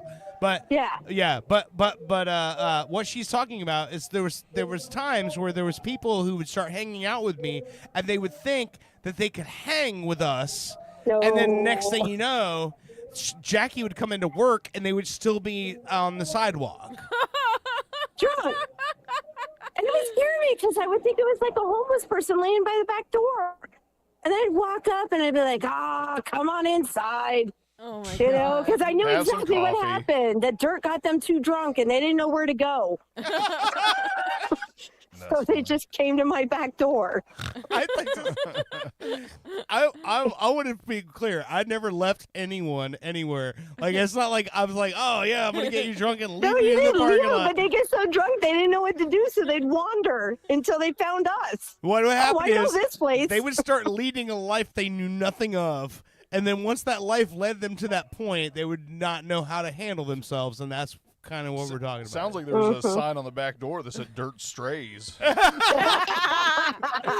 Oh my god. Leave your condoms at the door. Leave one, take one. That's so horrible. That's like a bookmobile. It's like it turns into a bookmobile in the back. Condom recycling, and you got like a hose bib right there. Just rinse it out. You're Oh good. my god. Got a little bit of baby oil. Turn it inside out. The other side's still fine. I'm the rubber reluber. Well, I mean, I can understand how you would do that to people because, I mean, Owen cannot drink whiskey because when he does, he gets to a certain point where Start if singing karaoke to Alabama songs. Well, that, yes. But he gets to a certain point where if you say something or do something that he thinks is wrong, he loses it. And I mean, literally just loses everything. He sobs and whatnot. Like, Don't tell people that. Is that brown liquor? I mean, literally, like, we were hanging out. I was dealing poker, and this guy who I hadn't seen since the services for my brother, who is like, you know, there for my mother and everything also, I finally saw him. He showed up to the bar, and I was like, oh my god, and I supposedly pushed Owen out of the way. Like, I didn't want to hug from him or anything. I don't recall that whatsoever. And I went and, like, hugged this guy, and Why'd Owen you push your was husband like, out of the way, you fucking bitch? I don't even recall doing that, but he's Damn. like, you did it. I had to talk him down. Like, I met him in a Walmart parking lot to get into his car. The ship box that he bought, that Patriot thing. Yeah. I had to talk him down off the ledge because he was like, I don't want to talk to you anymore, and I can't believe you're doing it. I was like, dude, what are you talking about? I don't even know what's going on. Like, my God. I don't know what's going on right now. I don't know. I don't either. But I just know I got Owen hooked on peanut butter whiskey, Yeah, so it's he going to be bought- fucking great. He bought one for the house. I'm like, who the fuck Oh, is shit, drinking? really? Yes. And he's holding out on us, that son of a I bitch? said, who the fuck is going to drink this? Because, I'm sorry, I fight people. Like, the second I take a shot of whiskey and somebody looks at me Peanut- funny, no, I'm going to wait. start fucking fighting somebody. No, That's wait. because you're Mexican. Well, but hold up here. Peanut butter whiskey is not other whiskeys. I am not a whiskey drinker. I'm However, saying in I love general. peanut butter Jackie, have you ever had whiskey. Screwball? It's General. different. It's I different. have. I prefer cookie dough whiskey, but yes, I've had it. Okay. I just the cookie buzz dough is whiskey? different. Like Oh my I god, cookie dough by Old Smokehouse. You get fucked up on that shit. It's so fucking good. I have gotten I very can't drunk with off this. cookie dough whiskey. I can't with this. We have Screwball. We actually bring, typically when Owen's here, we drink, the three of us. Go through a Brittany, full bottle. Brittany will only taste it because she's Mexican. But what is no, I throw that out there because it's funny. But no, she says she can't drink brown liquor because she'll go to jail. But will. but no, we drink peanut butter whiskey on the show, and it's become like a thing. You know, three pals, we're three chums just drinking peanut butter whiskey and having good times together. And apparently, it's become a problem for some people. But and I don't understand what it is. They don't like friendship. Fuck them. They're un-American. Is what I'm saying. My dream. That's my thought. My dream is to be sponsored by Screwball. If we can get a sponsorship, that would be fucking amazing. Because I mean, we're just trying to further their product. We're like, hey, look at us. We're friends. We can make it work. What the fuck's wrong with the rest of y'all? But you know, I mean, that's how things work sometimes. You're making me want to go back to my bar stool and have a shot of Screwball. There you go. Then we've done our job. Do you hear that, Yeah. Screwball? I came outside to talk to you. Hey, I also fight people on gin. So gin and Oh, whiskey. So are just what not we're my hearing thing. is the liquor's not the problem. Hey, I do like to. I would like to fight a lot of people. I have a list. Yeah, I know. I like, again, the liquor's not the problem. I was like, you don't have to keep proving me right. That just excites me more. That's disturbing. Hold on. I just really like the idea of pounding someone's face in. Exactly. damn. Add some liquor to it, you're definitely gonna do it. Okay, so Jackie, before I end the call with you, well, and again, we're gonna be there on the 19th, and now you're gonna be there, right? Yeah, I'm trying to get my daughter to be there too. Okay, awesome. So we have a bit on the show with Mr. Bushy, he's the gaming representative of the show. He plays a lot of mobile games. So there's this new mobile game that he's been playing where it's a war game, but for some reason in this game, they make a habit of texting you. Random women just text you and just come on to you like they want to sext you in the text messages Okay, so on the game. You're describing this kind of fucked up. Okay, So all right. so it's a war game. You have like generals, so to speak, that lead your armies, and they're all female. They did lean into like the sexuality of it, you know, and to draw people in. But what it is they're like just, you know, it's pre-canned like conversations that they just kind of it's like an AI girlfriend, but like I don't actually reply. You know what I mean? Like everything's pre-made. But I started doing a segment on the show called Bushy's AI Girlfriends that is basically just me because this is a Korean game. So the English translation comes off super fucking creepy. Oh God. So We like, started doing this as a weekly segment where Bushy reads text messages from his AI girlfriend. So I wanted to do this while you're still on the air because I think this is right up your alley. You're gonna love this shit. Okay, so we have Katrina, and Katrina says, "I just lay down. I've been going nonstop for 14 hours since I opened my eyes. I'm totally spent." And then I reply, "Maybe I should come to your room and give you a loving massage. Like last weekend." And then Katrina says, "Someone disrupted midway, ... Those pants are still on my bed." Oh my God. I reply, "Your roommate showed up 30 minutes early.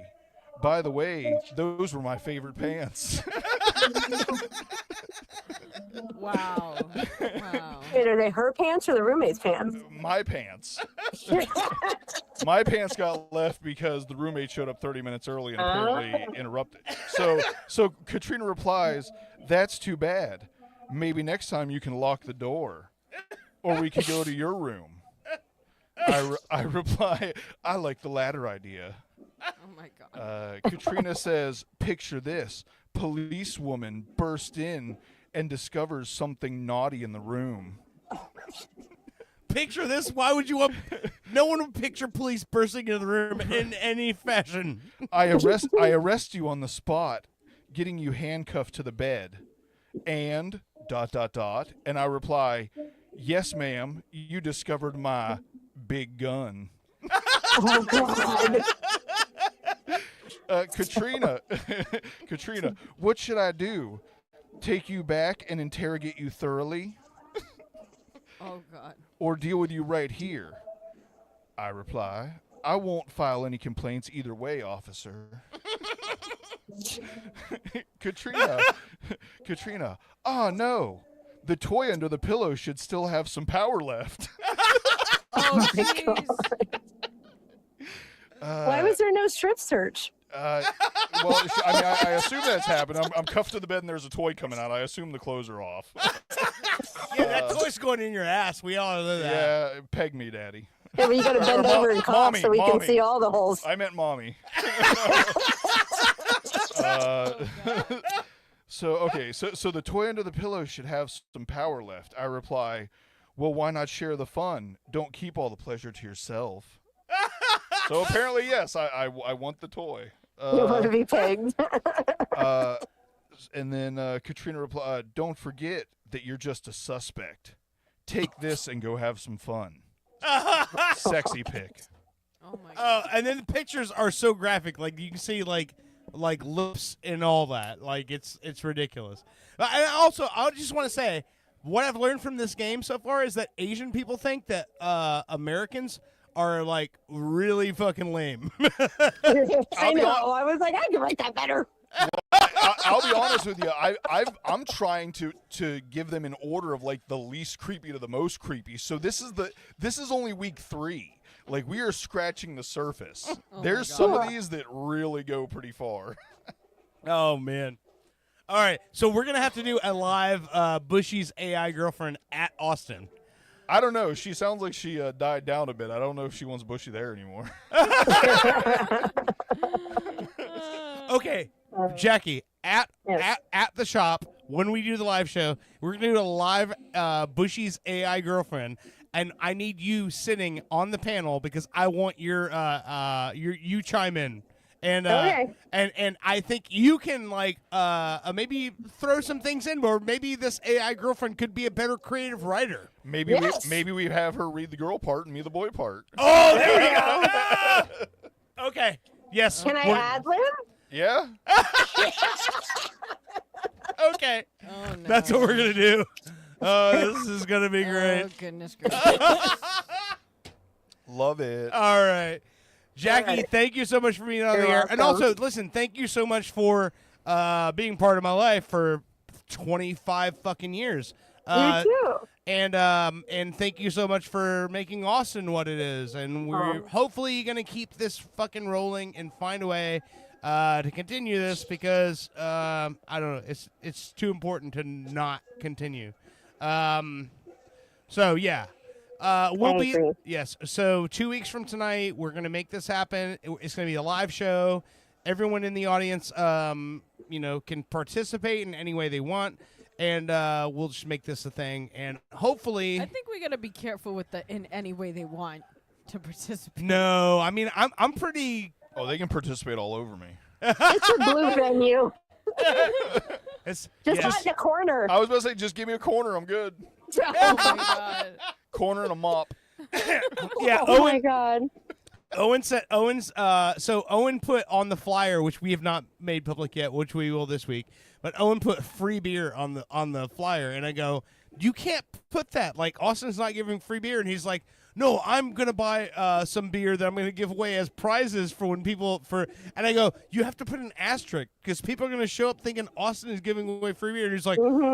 Okay, I guess if you put it that way. So we just changed the flyer a bit. But he also did use my fucking headshot from 2007 on the fucking flyer, and I don't You're just look a like that baby. anymore. Yeah, I don't look like that anymore. Have you seen the flyer, Jackie?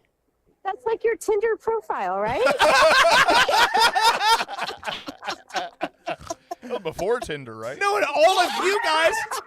Yeah, before that even like existed. Plenty of That's fish. his MySpace profile pic. No, but underneath MySpace. underneath my picture, you guys are all your fucking cartoon icons from the fucking show. But it's me. It's my actual fucking my headshot from like fucking 20 years ago. So it's weird because I'm like, people show up and go, yeah, I'm here to meet this guy. And I'm like, well, that guy's died a long time ago. That guy does not exist anymore. Hello, sir. Where's your son? Oh my god. All right. Jackie, thank you so much Thank for being you. on the show tonight. And hey, also, guys, before you, Jackie, did I tell you? Oh, she's awesome. It was a lot of fun. Yeah. I was like, oh, no, you guys, you have no idea what you're getting into here. So, all right. Jackie, thank you so much. And You're we'll welcome. see you guys in 2 weeks. All right. I'll see you. All right. Have a good All night. right. Bye. Cool. Yeah, she's a handful. Yeah, no, it's going to be a lot of fun. It'll only be our second live show, and I think it's going to be a blast. I think this is going to be a much better live show than the last one. And the only reason I say the last one was we were outside at Metal Joe's birthday, and we had people coming up and we were interacting. This is going to be more of we're on stage and the venue is participating in the show. So, if I wish that was a little bit more organized for Metal Joe's. Same thing. Well, they didn't know we were even coming, so. Well, he knew. They didn't. He didn't. No, he knew. He didn't clear it with the fucking owner. Well, that's what I'm saying. It's not important the venue knows you're showing up. Yeah. But it's still, we can do this. I would like to do more of these live events like this, because the thing about it is, if you have an audience in front of you and we're performing, I don't want to say we're performing to the audience, but we're doing a live show in front of an audience, so you get way more feedback. It's more fun. People think coming back at you as far as comments and also when you say something funny and everyone laughs, you go, oh, okay, that worked. Things like that. It's just performing in front of a live audience. It's just more fun. And in this venue, to me, it's a venue that I'm familiar with, where it's like I kind of know what I'm getting into there. So I'm looking forward to it a lot. So listen, let's close out the show. It's been a lot of fun. This is Ride to Roberts from Jason Isbell from the new album here. Again, Foxes in the Snow by Jason Isbell. This whole album is, again, a singer-songwriter fucking paradise. Please check it out.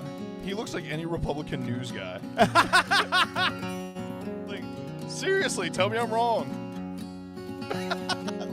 I'm right. You're not wrong. No, you're not wrong. I'll show you his wife in the break. That's what's fucking great about it. Everything's green right now. All right, you're listening to Pop Culture Radio. Tennessee, We will see you again next week. Have a good night. You get a day to come down. We'll ride to Roberts in the afternoon before the room gets packed. We'll claim a table at the upstairs bar, count the cowboy hats, bachelorettes that don't know where they are. Pop Culture And I Radio don't has been a say weird things Florida production. that Like I and don't subscribe on your mean. favorite platform.